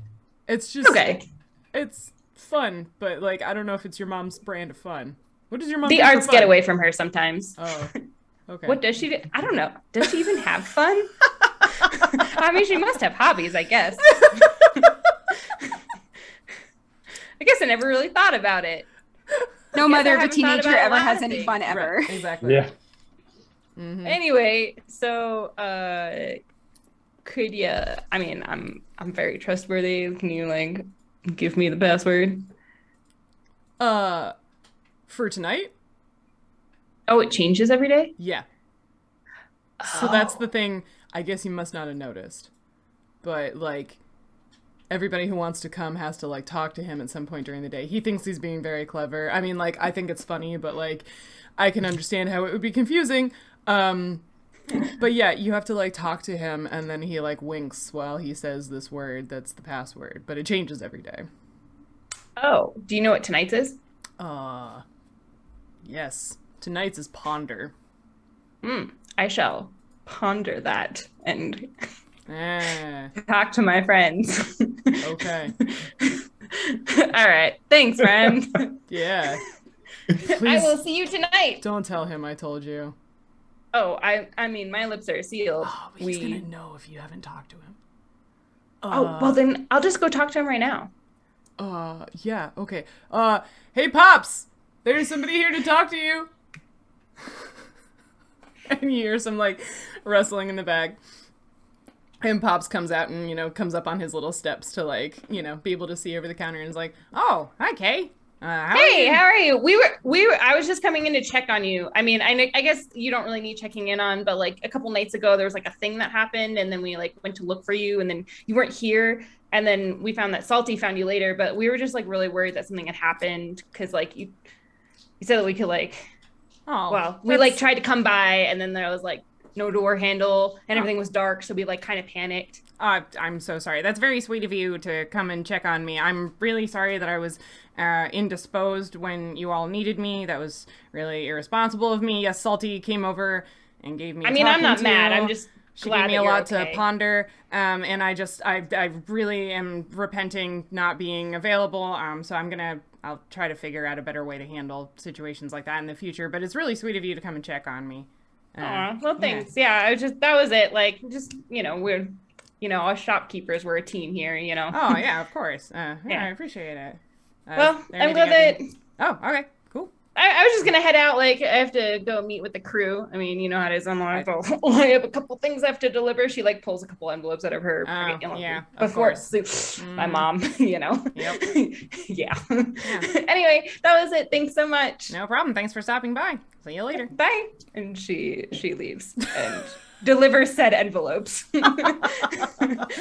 And awkwards her way out, as Nautia said last time.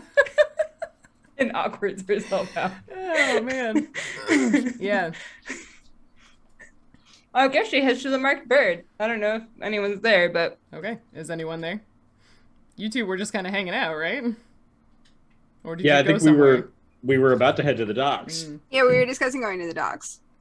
guys, come here. She like, you guys were. I'm imagining you guys were like getting up to leave, and she just like grabs you by the shoulders and like sits you back down.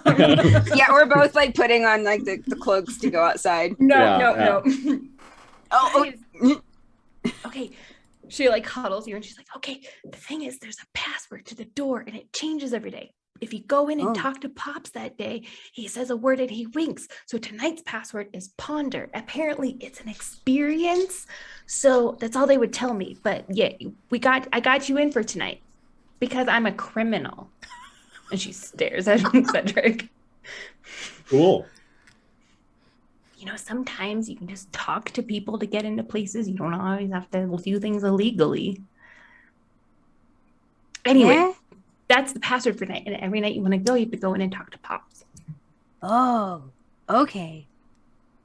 So he probably said something to me that day that I didn't catch. Apparently he like said it to all of us. We just didn't notice. Well, Because like, he we like were all in winks. there. Right, but he says I like remember him winking. I do not remember what he said when he did it. Unbecoming. yeah. Because he was apologizing again for his behavior, and he said something about it being unbecoming of him to not be available. Ha! Anyway, Amazing. Love it. It's a super fun thing for me to have to figure out every time. Yep. anyway, we've been You apparently created this problem for I yourself. did. Cheryl. Yes. I get Well, and to it's funny, play too. It's one that you have to prep for, but you don't know if you get to do it unless you happen to go to the shop. Excellent. I love it. Anyway, we should stop by tonight, see what the experience is. I also realized that my mom, I mean, everyone has hobbies, right? Oh my goodness. Yeah, I guess. I think Just we like- recently established that I don't have any, so I mean, I don't think you count. sure. I think sure, Morden sure. is your hobby. Cool. Good. Thanks. Oh yeah, how have you been feeling? Did you read that book I've given you yet? Yeah, I haven't had the time. I mean, that's fine. You were very occupied all of yesterday. Yep. If you had it on an audiobook, but yeah, I just had a bad headache yesterday. I hire a bard to come into your room and read it. Is that a thing you can do? Audiobook. That is a great idea. No, it's an audio bard. An audio bard. Audio bard, yeah. We're gonna sell That's good. umbrellas and bards. This empire. Books on Bard.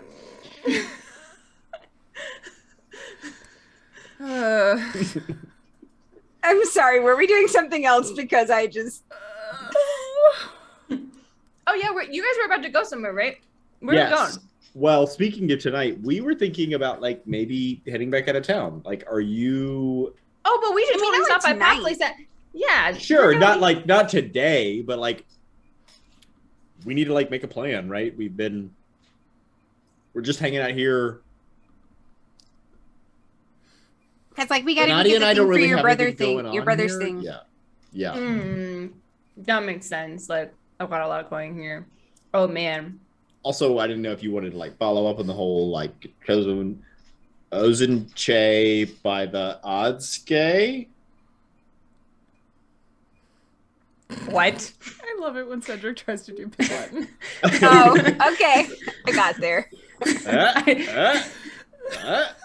You know the whole like thing. And Nautia like sort of draws out the thing. You know that like the temple thing that we do. That you do. I mean, That thing you do. Yeah, I guess like going into stuffy old buildings where ghosts try and kill us is way better than spending time with my family, but sure. I mean, there was I mean, only like- one that tried to kill you, right? Or was there another one before that? I mean, the amount of times that my family has tried to kill me is shockingly 0, which is significantly less than 1. I mean, like they seem There's like a really lot of nice, them, good yeah. people. yeah. Anyway, so where were you guys going? How We is were gonna go to the docks. We were talking about a boat. Remember we talked about like renting a boat How and much does going a up the boat coast? cost? Also, I don't know, how do what you kind of boat? drive one? How do you Well, drive one? I don't know, because like I don't. Because I think like we could go up the coast, but I feel like because you know like if I was doing it, it was just me, I'd probably just like swim a lot of it. But like you guys can't swim that much, so like. Oh yeah, I'm not swimming that much. No, that sounds exhausting. And But wet. like the alternative Mainly is wet. just like Mhm. more hiking, and you guys don't seem to be super into like hiking through the forest a whole lot either. So I was like, well, maybe if we took like the water. Yeah, I mean, what kind of boat do we want? Well, I don't know. Maybe- That's why we were gonna go to the docks and see Well, what. let's go to the docks and see. I mean, because there's like big boats, but then we could also take like a rowboat. I mean, did we want to visit the islands? I think that was a thing that we talked about first. I don't know. Do you feel like we should visit the Oh my islands, God. Kay? I don't Feel feel the- anything. I feel like I want to go to Pops tonight and figure out what's going on and how to explain to my mother when I'm not home in time. Well, I mean, you can tell her you're with us. Oh, Yeah. great, because you guys have a good Just- reputation. Well, she doesn't hate me yet. That is Does true. she? She doesn't hate you. I don't think so. You didn't Sure, kidnap that me, won't so. change when you're like, I was out all night with Nadia. Oh, that's a good idea. Mm-hmm. Yeah. she'll I love was that. out all night with the water method. Definitely. Yeah, did she not told me get that she into used to come anything. over here to party, so she knows where all the good places are. Anyway, Yep. well, let's go to the docks and figure out, I don't know, the Boats. boat situation. We can figure out how boats work. Yeah. Sheryl. Maybe we can hire a bard on the boat. Sounds good. He could tell us stories while we sail. A bard aboard. Yeah. And a bard. Boat bard. Boat bard. Barding time. Boat bard. A barge.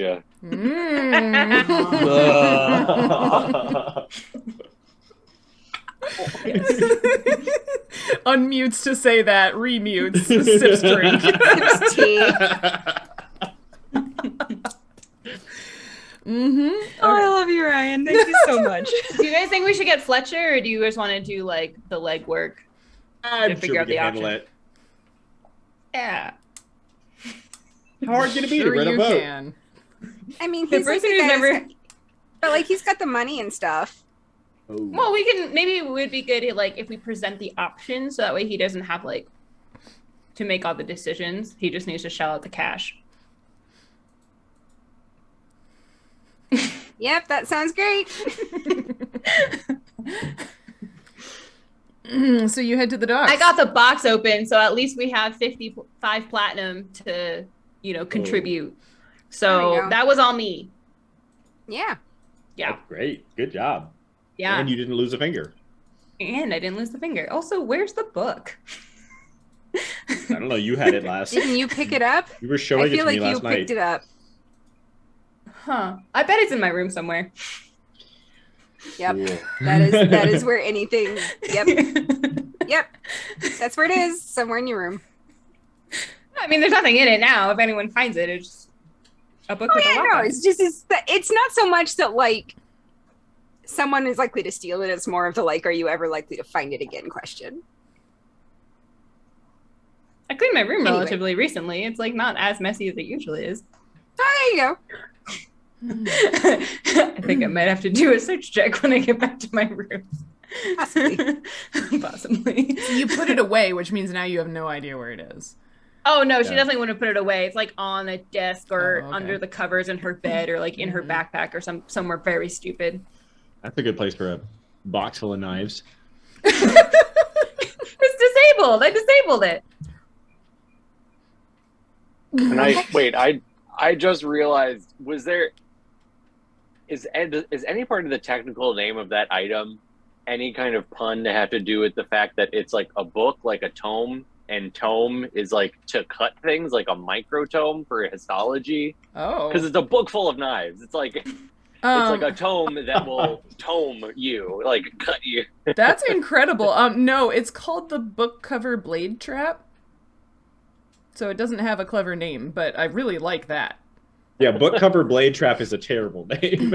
Yeah, Take it up with that's just Wizards like, of what the is Coast. it? It's exactly. Oh, I will. Like, Or, no, I don't Tweeting even them right remember now. if this book was published by Wizards or if it's one of the other ones. But anyway.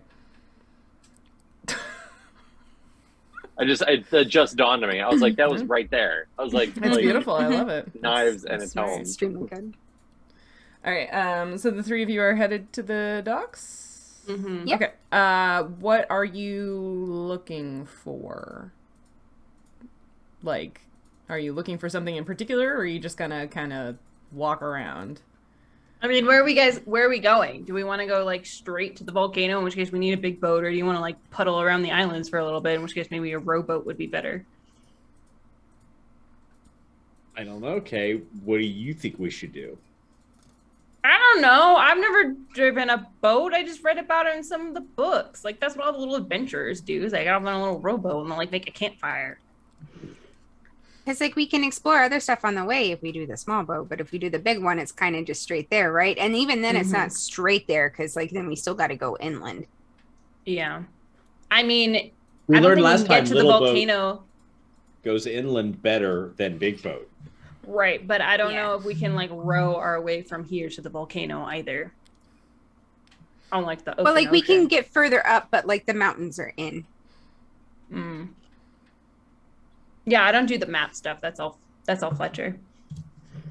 If we pay somebody to sail us there and drop us off and then like wait for us to come back, I bet that'll cost a lot of money. But if we don't pay them to wait, then we'll have to walk all the way back, and that's a long walk that we kind of just did. So that's, for me, I feel like point rowing, point us taking ourselves there. Is there anyone I can talk to on this dock that looks like they might know something about boats? Most people on this dock look like they know something about boats. What do you want to talk to? Kay taps someone on the shoulder and is like, hey, what do you know about buying boats? Buying a boat? Well, I don't know. We need to go kind of far. So, I mean, can we buy a rowboat? Can we, like, rent a big boat to drop us off? I mean, yeah, like a lot of the ships will book you passage to go somewhere if that's where they're headed. You know how much that costs? Depends on the captain. Who's a relatively safe captain, but also isn't very expensive? You know, good run of the mill. I mean, there's lots of decent folk, but again, like, it kind of depends on where you're going. Or do you just want to not be here anymore? Because then you've got lots of options. Oh, no, there's, like, a volcano, like, up and around, like, outside. And we kind of... Why would you want to go to a volcano? Apparently, there's really interesting bats in them. Is this cool? You all have a good day. And the guy just, like, turns around and keeps walking in the direction that he was going. Amazing. So, we've been on one boat together. Is it here in the harbor? You're looking for the... Well, you've been on 2 boats together. Are you looking for the naval ship, or are you looking for the Garlady? The Garlady. Do a perception check. What, you didn't like my strategy? You're just asking? I mean, Nope. You got some information. Especially because Sheryl didn't describe what they looked like, so like in my brain, they're just like an amorphous blob being condescending. Oh, I'm so sorry. It was like a grizzled, day worker kind of guy, but that's a 21. Probably human backhand. I like it better as like gray amorphous blob being Cool. like, yeah, boats. Idiot. Why would you want to go to a volcano?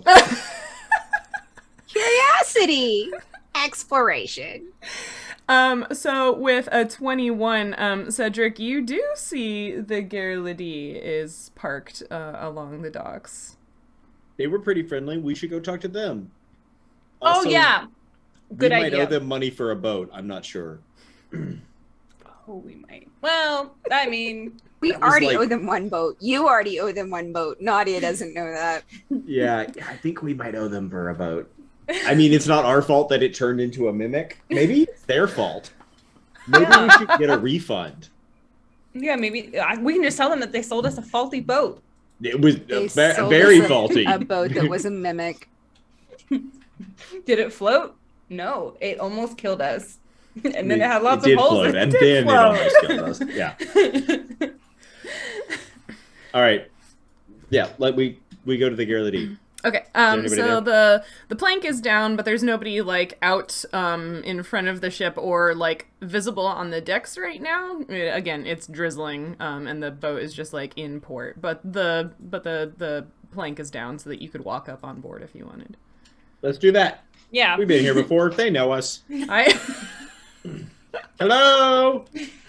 All right, so you go up on deck and just sort of hello your way around. Mm-hmm. Okay. Yeah. Fantastic. We actually do that in Ecuador. We say, "A ver." Oh, yeah. You walk into a shop and you don't see somewhere, like, you just like walking, you're like, "A ver, amiga." Amazing. This is very Marco. Yep. So Legitimate after strategy.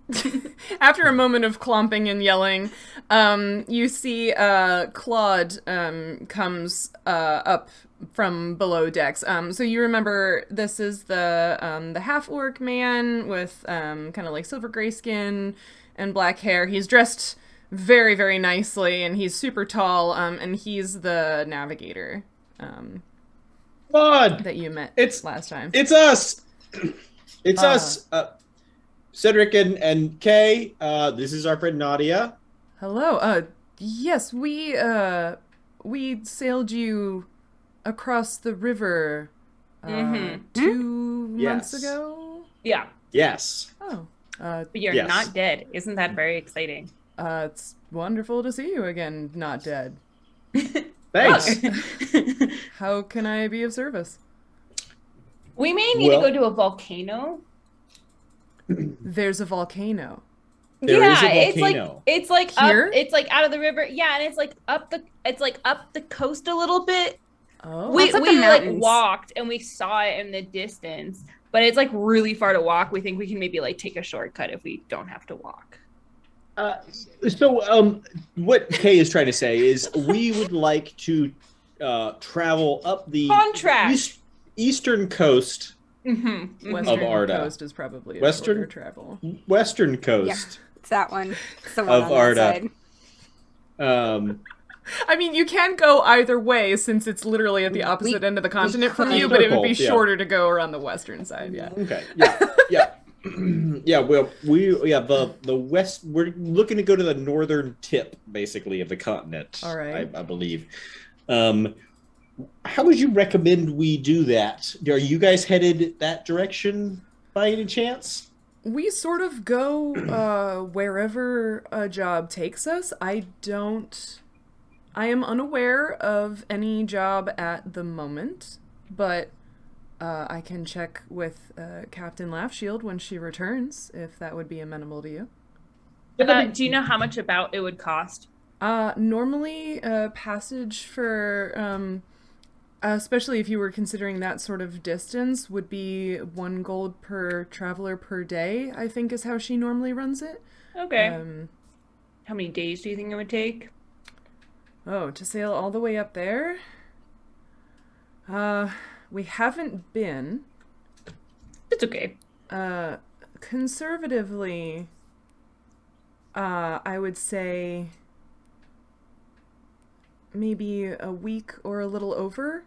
Yeah, that seems doable. No, maybe that's a little. I mean, it all depends. I mean, even on if it's the 2 weather, weeks, we can handle it. But yes, not. Yeah. And there are 7 days in a week. Yes. All right. Yeah. All right. Yeah. Somewhere That tracks. between 1 and 2 weeks, I would estimate. If we were going straight there and the weather was in our favor, then, closer to a week or perhaps even less if the winds were with us. But So 2 weeks, 4 people, 56 gold. That's pretty reasonable. We could do that. Yeah, we can And then- totally do that. Probably have to come back as well, but we can figure that out. Yeah. Yeah, we got back last time. Yeah, that did kind of suck though. I mean, it'd be kind of nice to It be able to did. take the boat I mean, back. It took it would take longer. It's true. Yep. I won't tell my mom that I'll be gone for a week this time. Maybe I'll like, Yeah, say 2 weeks conservatively, depending on weather. Well, and let's just we make might it be there, able though. to, and we might be able to get messages back to her too. So Oh yeah, that is true. I mean, that would involve.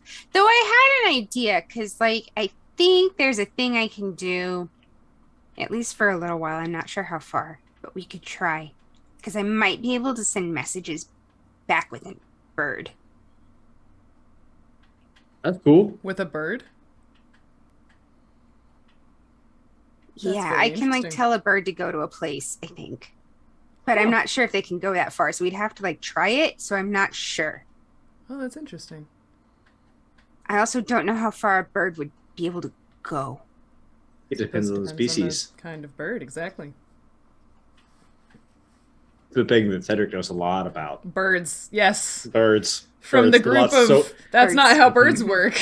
Yeah. Yep. Oh, there's All some of- birds that like Science. only hang out here in like the summer. I mean, I don't know where they go, but people tell me they fly a long way. But I don't Yeah, know what a because long some of them is. do go a really long way. It's just a All question of like whether I don't know. Do you think we have any Because shared also if they're bird like in a big species? group, I guess this would be a question for Fletcher, but I wonder if some could even like cross the ocean. Like people can cross the ocean. Birds have wings. Oh, there are Nah, that doesn't track. It's too absolutely far. species of birds that migrate between continents. Yes. What? Really? Yes. What? Like, wow, that's so cool. That's probably magic birds, though. Oh yeah, maybe. Probably not I mean- normal. Do any of them vomit rainbows? out of I'm characters, sorry, some what? of them microsleep. We Microsleep, had a yeah. run in. We had a run in with some birds that. Oh, I have never met a bird that vomited rainbows. They're really Yeah, mean. But it knocked They don't us all really like out. vomit it. They Oh. kind of like scream it, sort of. I don't know, but it's like they're real mean. Yeah, don't They quote try to us on the knock whole you out. vomiting thing. I have not encountered anything like that in my reading. That's fascinating. But yes, is that you wanted to book passage for 4 people on the ship? Yes. I will need to confer with Captain Laughshield when she returns to make sure we don't have any other arrangements. When were you thinking of wanting to leave? I don't know. Cedric has a fire under his butt, but I was thinking we have soonish. stuff. I mean, we don't have a Soonish. strict timeline. No, whenever's convenient for you. We have to. We're not even sure that that's what we're doing, but we have to talk to our 4th member of our party. But we just Yeah. kind of this is kind of more of a fact finding Oh, all right. mission. Yes. Yeah, So- we just don't really know a whole lot about boats, so we wanted to ask someone who knows more. Mhm. All right then. Yes. Well, I will let Captain Laughshield know that you were at least considering it. Was there a place where we could send you a message, or were you thinking of just returning here once you had made your decision? Or I was thinking we'll probably just like come here. all right, Come here for like first thing in the morning. Like come here and we can chat. someone will Somebody be will be here, around. for sure. Okay. Yep. Excellent. Cool. Mhm. We will see you then. We're early risers. Yeah. What? Speak for yourself. Some of us are early How's- risers. How's 11? That's morning. Someone will be here, even if it's not myself.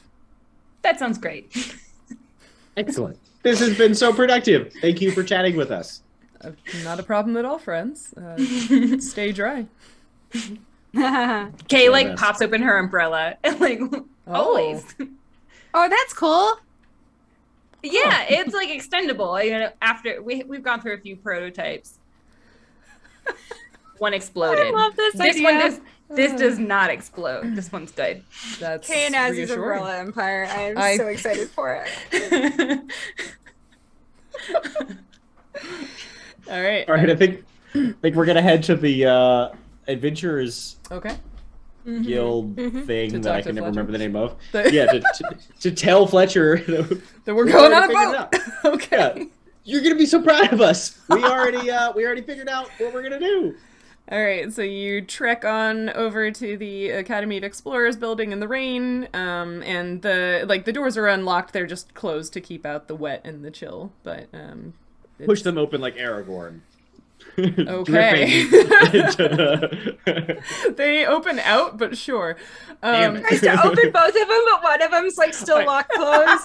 No, I was gonna say I push on them like Aragorn, but they open outwards, so I just like push on them a couple of times and then I stop and pull on one of them. He Fantastic. just like stares at you. It's just like It's There's a no thing. pull sign. No, there's not. But yeah, so you like. Even better would be a pull sign that's like way up at like Oh. normal human head height, and like Cedric just didn't see it because it's.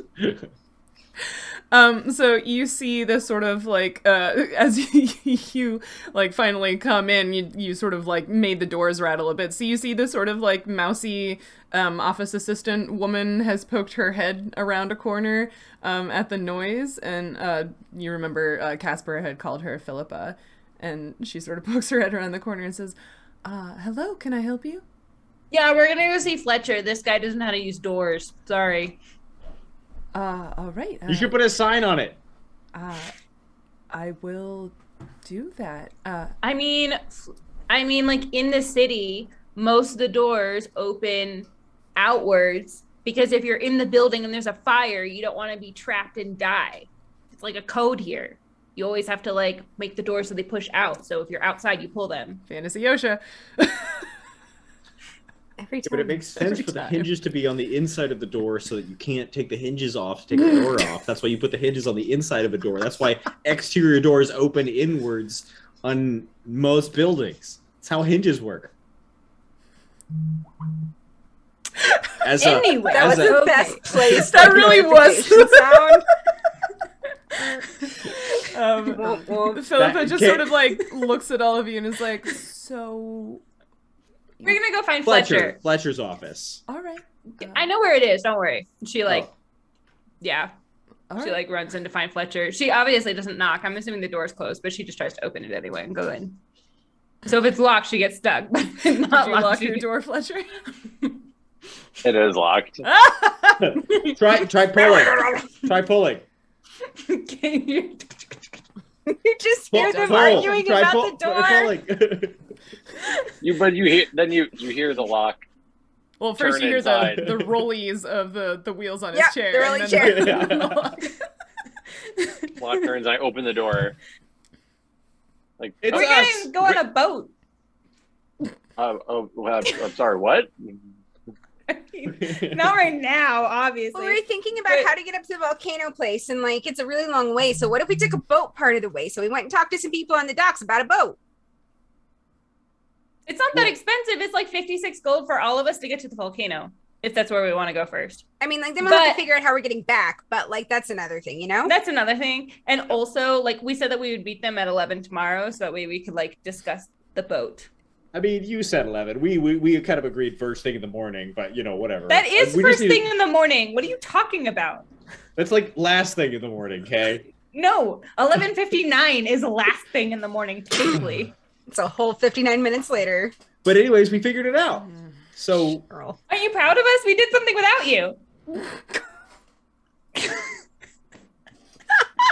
we're pulling our weight. We're so confident. We still having a team meeting tonight? Yeah? Oh, yeah, I forgot about that. Yeah. This is the team meeting. We're all here and we're meeting. Oh, yeah, but it was going to be like a team meeting. I was like last night, Oh. Kay, you weren't there, but I was like, Are you tomorrow also we should have standing like in a the team hallway meeting. just yelling this? Yeah, I think so. Good to know. Or have we like all forced into the tiny office? Yeah, I don't know. Is Fletcher still peeking through the crack in the door, or That's not just crack. Can you do the chain? Do you have the little chain lock?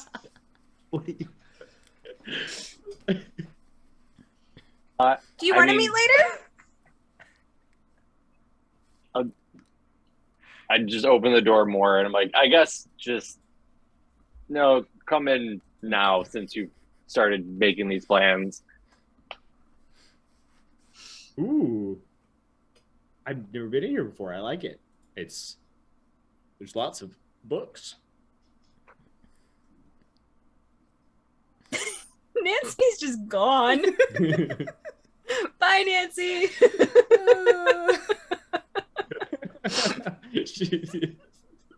So once the three of them have filed in, I close the door behind them again and lock it. And I say, well, I thought we'd have a few more days before plans started to get made for what happens next. So, I Well, that's why we Yes. didn't book the boat yet. We Yeah, like we don't have to came go like right away. We That- just we're just exploring the possibilities, you know? that was probably a good thing, because you'll probably get to save some money on that. Oh. I walk by my desk and I turn my little board over to show so it's just like mundane notes, and then I have all the weird things connected all together. You've been busy. Ooh. And I'd say,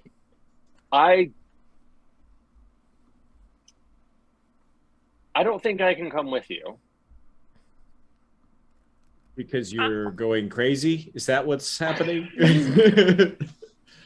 Well, it's kind of felt like that, but I'm trying not to.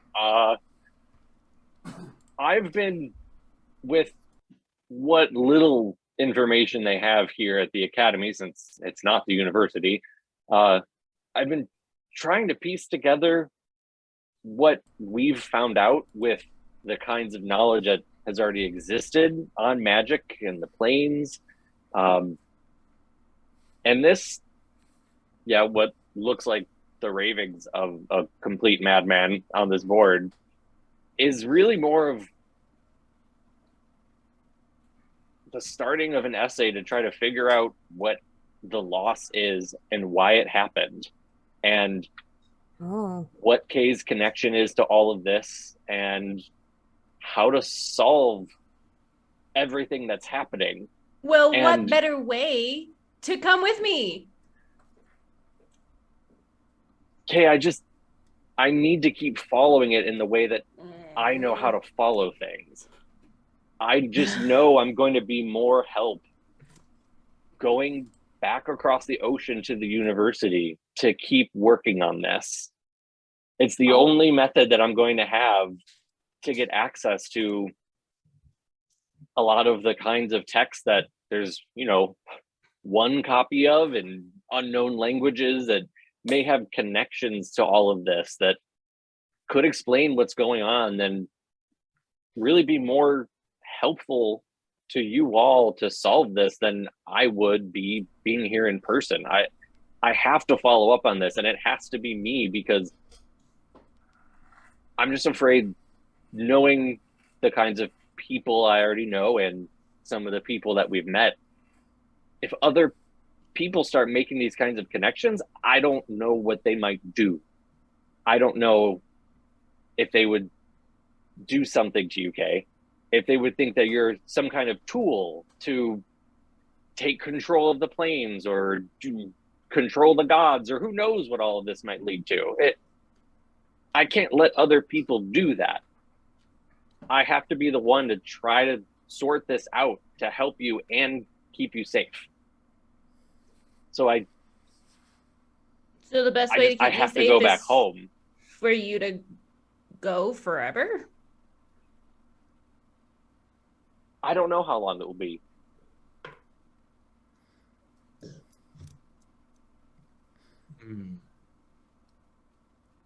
Have we considered the possibility of going with you? I mean, like we could come with you, right? And take Kay away from everything she's being drawn to and everything we've already found out, and already sort of have a path forward to what needs to be physically done here on Arda. That seems counterproductive. So we could keep looking for temples and stuff while you're there, and then you can come back and we can go from there, right? I hate these temples. They keep taking my friends away. She storms off out again.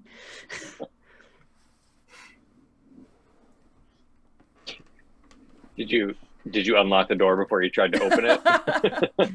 Yes. I'm leaving.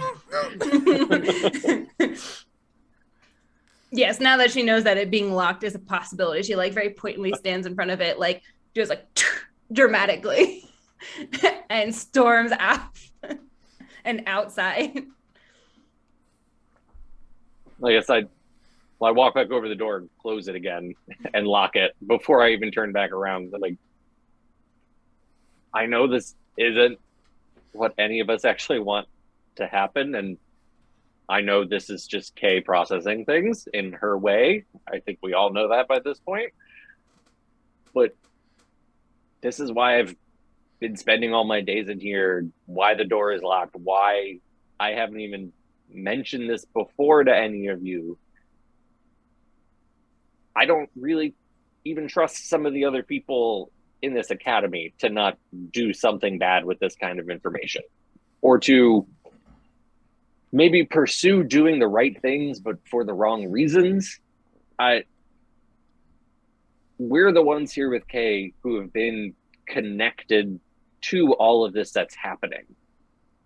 They would come in as outside observers and tinkerers, and they don't have a connection to what's going on. I mean, we've seen it happen. We've done these things. And I just know I can't let other people try to figure this out. No, you're right. You're right. I don't think I realized it until this very moment, but there were some some conflicts that got bloody at the beginning of the loss. People, you guys remember, but the kind of stuff that we've learned now that you say that, it's the kind of stuff that leads to holy wars. Yeah. Remember the things that people did because they lost access to things? Imagine fighting over being the ones with the power to access them again. Well, like Cedric, you said even some of like the people at your temple didn't seem like they would like what you found, right? Yeah, I mean, now that I'm thinking about it in these terms, the fact that they didn't believe me is probably for the best. The idea of any one church controlling access to the gods, or that's something that could end very badly.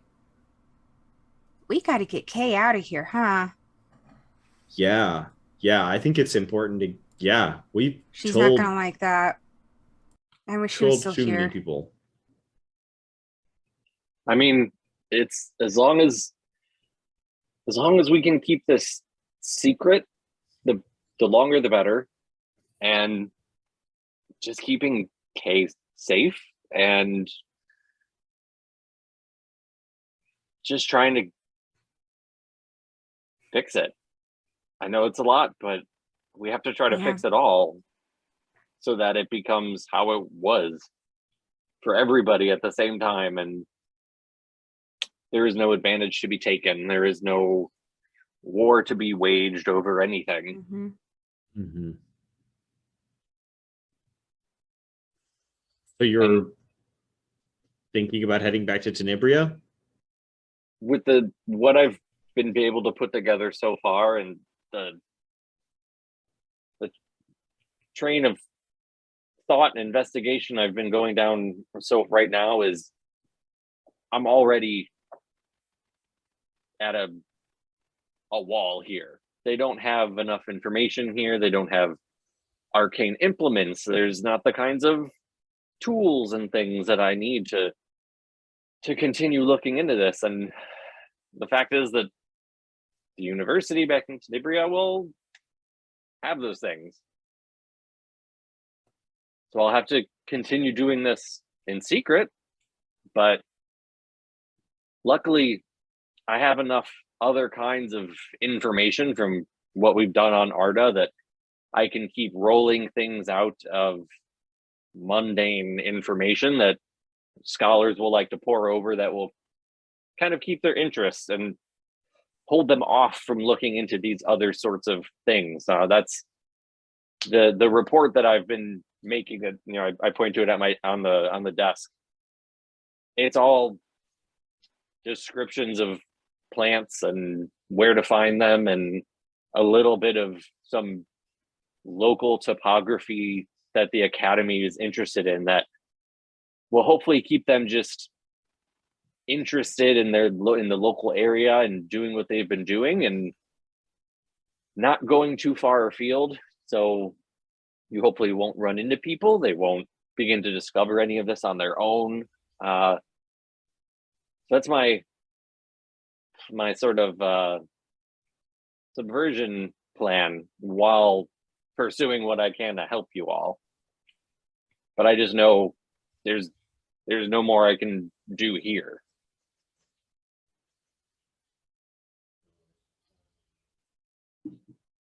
Okay. You think of leaving? When are you thinking of leaving?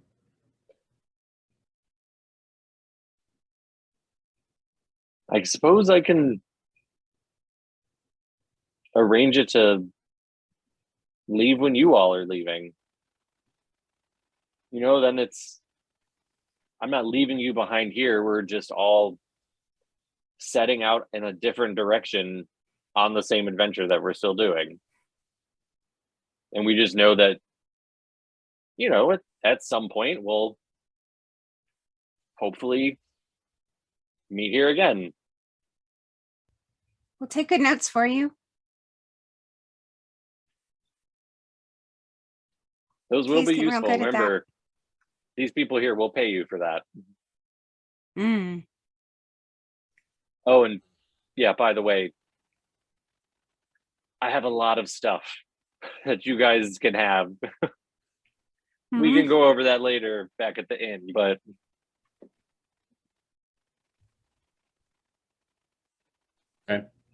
Okay.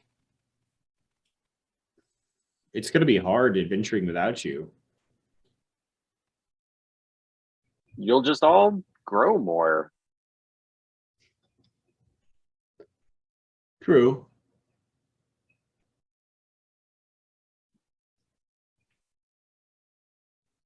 And we already know that seems like on Arda you'll never really end up being alone. There's so many people here and there's so many people who want to help because what we're doing is going to help them. They were the ones who were here who were so affected by what has happened that you'll encounter more friends and more people you can trust.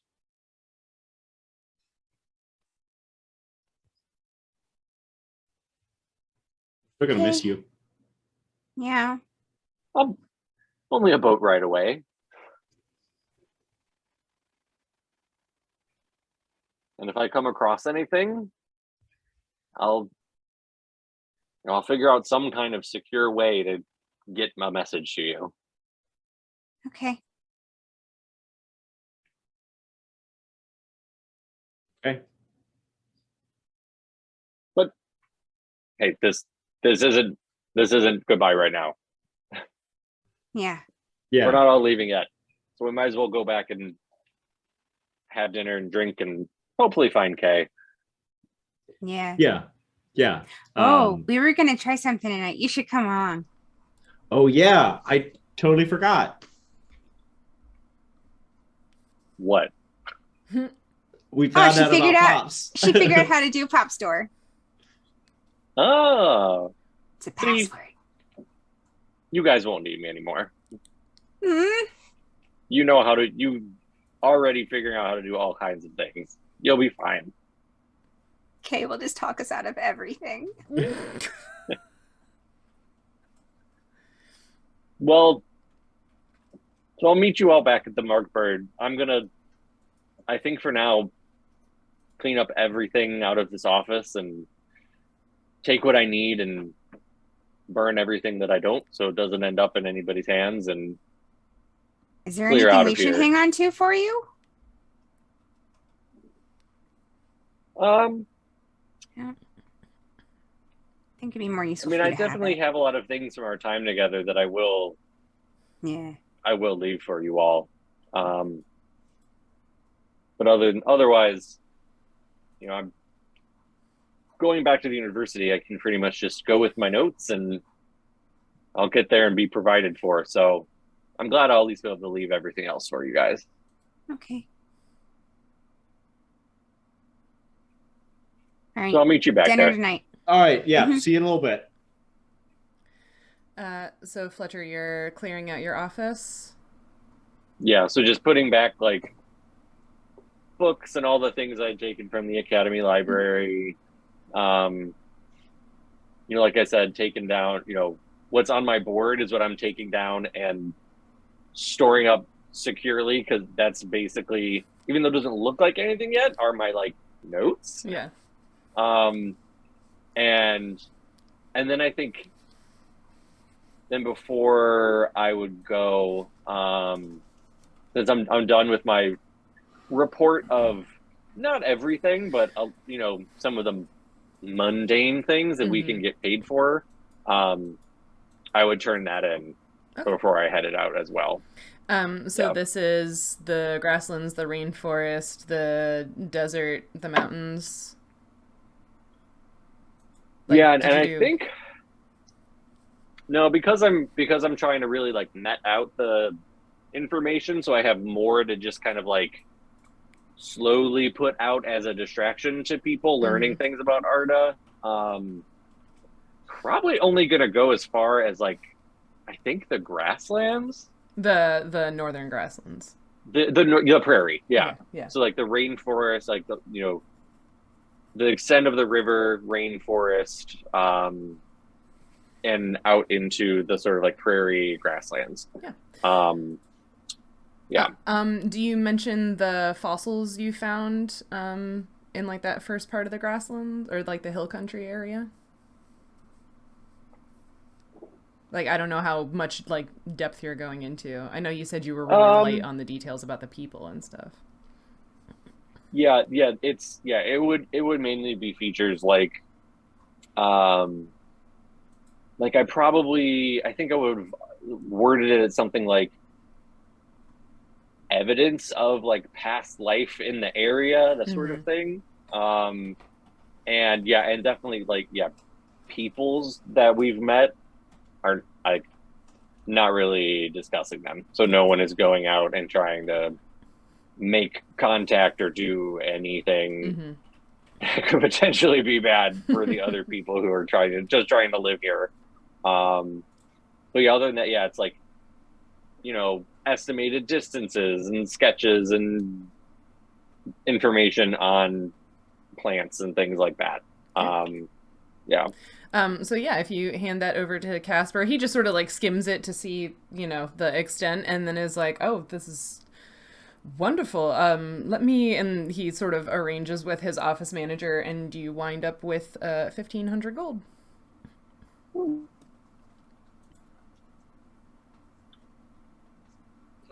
Okay. All right.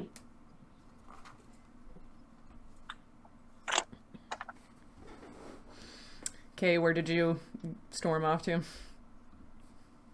My room. Where else am I gonna go? Okay. Or maybe, she definitely goes back to her room and she looks for the book that's not a book. The toming tome. You find it in one of those random locations that you said it would be. After tossing your room a bit, Yeah, she like flings the blankets off of her bed and here's like a distinct clunk. Yep. All right, so sounded like you were meeting up at dinner time again? Yeah. Okay, do you It's go? probably about when I would have shown up. Yeah. From clearing out and everything. Yeah, okay, have you cooled off at that point and are ready to come hang out with them again, or? She is very late to dinner. Okay. You're like, you show up at dessert. You're that kind of. I show up at the good part of dinner, yeah. Okay. Yeah. And after dinner? Kay pulls out the book that's on a book, and like flops it down to Fletcher. She's like, so when you're going and you have all this super secret information that you need to smuggle out of the library, you're going to use this thing. This is how it opens. Don't cut yourself. And she just slides it over to him. Aww. Am I going to actually be able to use this thing? I showed you how to use it. So you don't have a key. Yeah, I don't have a key to and the I can't. lock. Just get a locksmith to make you a key. I'm sure I can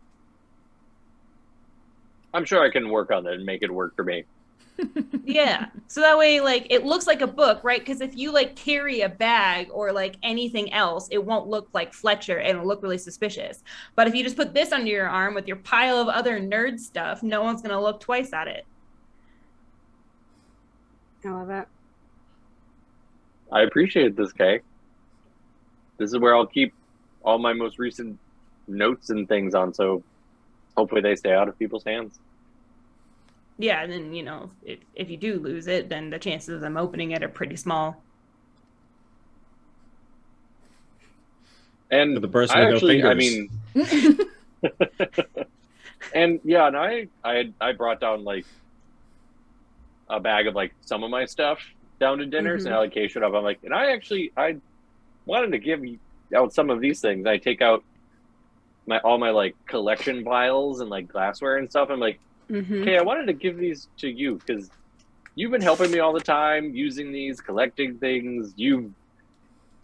I think you're going to be able to be a really big help to everybody. So I want you to take all of this. And it's also like the empty glassware and like the potions and stuff that I carry, because I'm like, I'm gonna give this to who is now the most responsible person in this group. Oh God. You heard it here first. Oh. Let's be really honest. It's the person who's least likely to get the most beat up in a fight. That's true. Give it to the one who's True. going to stay at a distance. Yeah. Thanks. I mean, I guess I don't really know what I'd take samples of without like some direction, but I guess I could just take. We'll figure it Stuff. out. Because, like, I know what looks like familiar and what doesn't. At a volcano. Well, anywhere. I actually know a little bit about volcanoes. Yeah. No, that makes sense. Okay. And she like. You know, and you never know slides what the you might want to glassware. bring back to town. Yeah, maybe we'll Get find things something that looks really identified. cool. Mm-hmm. You know how to use all this. We used all that at the river. Yeah. Yeah, you did a bunch Yeah. of that stuff. Yeah. Anything super cool, we'll make sure to bring back so you can take a look at it, Fletcher, when we see you again. Yeah. Well, And, I mean, thank you. I'm sorry. This was very thoughtful. and for, well, everybody, I guess. And I put down the bag of party gold, which Is a lot. is now. Oh, boy. Wait, how much is each platinum worth, Sheryl? 10 gold. 10. Each one's 10. Okay. Easy math. So I put down the bag of party gold, which is now 2,442 gold. All right. Hey. So don't lose this, and also don't go spending it all in one place. No.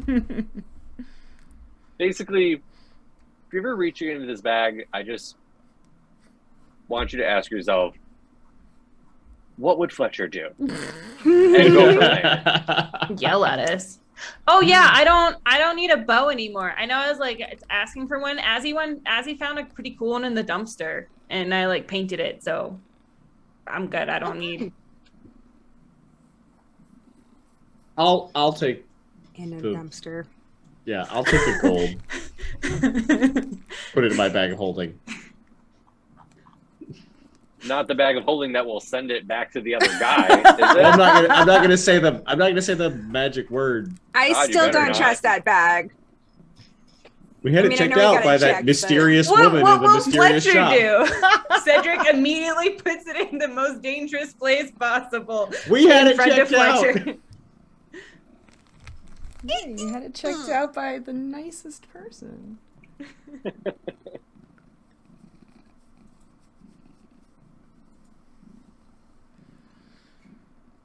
So I'm not going to go through everything else I had Mhm. because I have a lot of mundane stuff that I assume I'll send a list and you guys can choose what is Yeah. relevant to actually say you have or not. Yeah. And then I think after that, I just buy a round of drinks for everybody. Okay. We have to go to Pops tonight. It's our farewell party. I got us in. Did they tell you? I figured out the door. I mean, I didn't. I mean, I guess Well, technically. you did sort of because you asked. Yeah. Just Okay, this is Extremely something technical. we like to the university like to call pre-gaming. All right. Oh. Perfect. I know how that works. Perfect. A round of drinks on the party purse. On the party first. Oh, man. Man, amazing. Okay, so you do that at the Marked Bird, and then you're going to Pops' shop? Mm-hmm. Sure. Okay. Yeah, I want to know. All right, so you head back to Bubble and Fizz in the dark. It's still kind of drizzling rain. The door has no handle. And it seems dark. I would like to ponder this doorway. So, where do you say that? You just say it in front of the door, or is that? Yeah. Yeah, so you say that, and the little glyph that Fletcher had noticed the night before glows a little bit, and then the door sort of like disappears, and you don't see anything beyond it. This is kind of like, remember the sort of like nothingness that you were in when you went through the doorway in the temple when you started the process of bringing back Cedric? It's kind of like that, where it's like, I know I'm going somewhere, but like I can't see it. Kay just like sticks her hand out and kind of shuffles forward. Okay. Not unlike what she did at the recall door. Yeah. Yeah. At least I'm consistent. So you walk through. Does everybody else follow? Yeah. Yeah. Okay. So you walk into it appears to be the same shop, but it smells and looks very different than it did before. So you're still bombarded with a lot of smells when you walk in, but it's not the same smells of potions that you did before. Now you smell fruity and sweet and spicy. And the usually sort of low-lit interior now pulses with blue, pink, yellow, and green lights from magical lamps scattered around the room. The metal racks with the potion bottles in the center are gone, and in their place you see a maroon carpet covering an open floor. There is a series of wooden stools arranged along that countertop bar, and there are a handful of people sitting or leaning against some of them. And you can hear a little bit of upbeat music wafting through the air. How many of those nice smells does Nautia recognize? Welcome to the speakeasy. Fantasy speakeasy. I mean. Oh yeah, and there is a chalkboard on one wall that has a list of cocktails on offer. Ooh. Sing.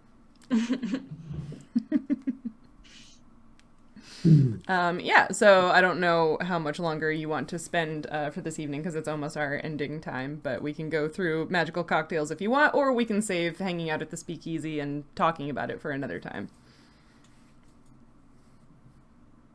Either way. That's up to you guys. It's up to Fletcher. It's up to Fletcher. Yeah. I guess I'd want to know, when do you guys think you were going to leave? Like, now at this point, would you go down there to the docks in the morning and say, like, we're ready? I don't have anything else to do in town. Yeah. Yeah, I don't either. Yeah, and like Nautia kind of looks to Kay and is like, I know you don't really want to like leave right away again, but we're a little bit worried if people kind of figure out your deal, you know? Yeah, maybe I could like talk to my mom.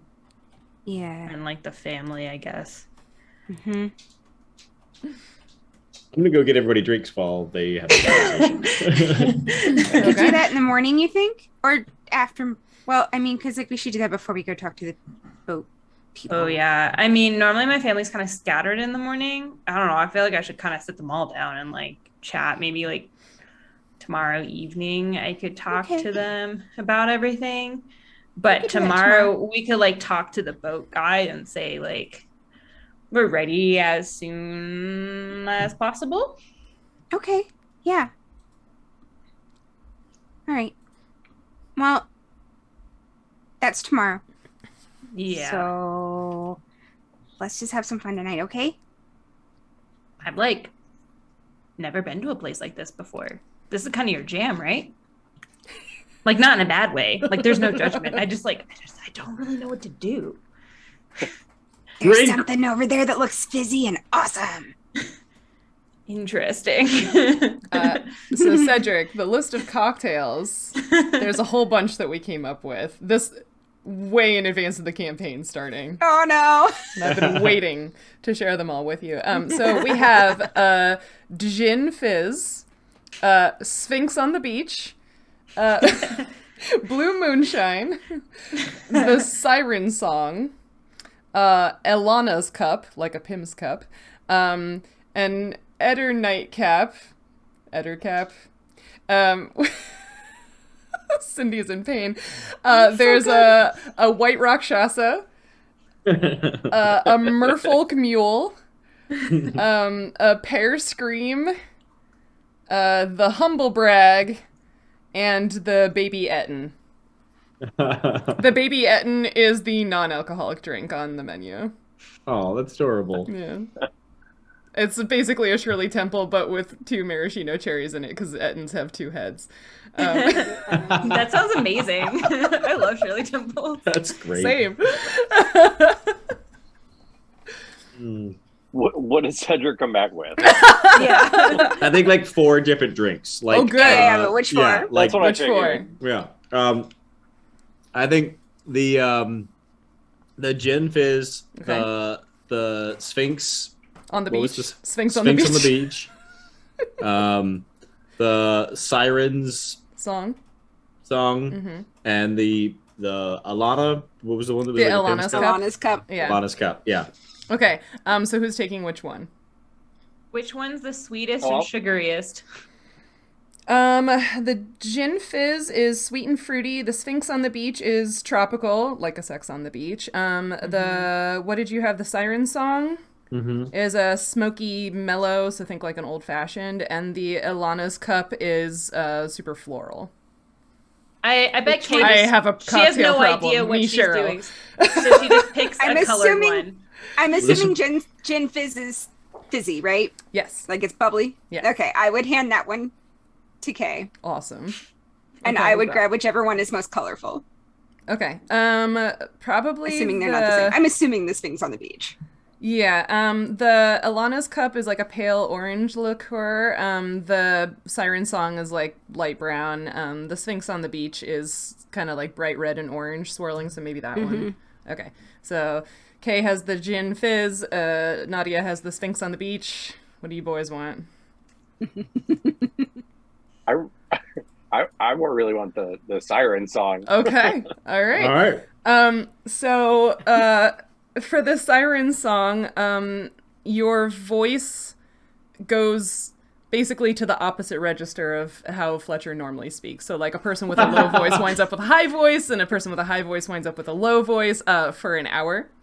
As soon as he talks, like Kay snarfs her drink. Like it just goes everywhere. I think before we take sips, though, cheers. Oh yes. Yeah. Fletcher goes to make like a heartfelt going away speech and it comes. Like really squeaky, like helium. Kay, the Gin Fizz causes your skin to shift through a variety of different colors for the next hour. So like you're purple, That's and then awesome. you're yellow, and then you're pink, and then you're brown, and then you're, silver, and et cetera, et cetera. The Sphinx on the Beach, this is super funny. The drinker starts smiling and is unable to stop smiling for the next hour. And you also gain a +1 on all knowledge rolls for the next hour, so it makes you smarter. Stock our bag with that for her. Can we get this to go? And the Ilana's Cup, Cedric, gives you lovely perfumed burps for the next hour, and you burp a lot, but they all smell like Magical. flowers. Oh, man. I don't know That's about so you perfect. all, Is it- Everything. but I got the best one. She's like looking at her skin. That's now purple. Yeah. Don't you think it looks nice with the blue? It looks great with the Is the blue still sparkles. blue? Or does the blue also change color? Yeah, I imagine that her freckles are like changing to like complementary colors of like whatever the main skin tone is. Amazing. Right. So if you keep going back up to get different drinks, will all these things stack? Yeah, I mean, Oh, man. they're all just like mundane magical effects, basically. Yeah.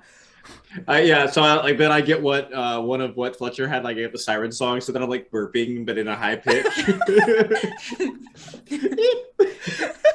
Fantastic. Going away drinking Oh, party. man. Yay! We finally solved. We You finally did. solved the speakeasy Finally puzzle. came to the speakeasy. Yay! And by solved, we mean Kata showed Asked up for and help. directly and asked. I was like, I want I them mean- to go to the speakeasy.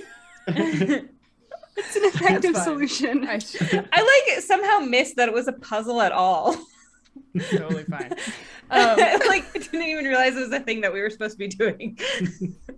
And also Sorry. that you've been dropping those hints since like the very beginning of the campaign. That's fine. It's D&D. That's how we roll. Yeah, I guess I always noticed that she said like, and he winks, and I was like, okay. It's like a weird. He's that guy. dude. He's a that winker. guy. Yeah. Kay gets winked at a lot in her defense. That neighborhood kid that everyone thinks they're being super cool with, just like, hey. Yeah. Mm-hmm. Yep. Mm. Or otherwise.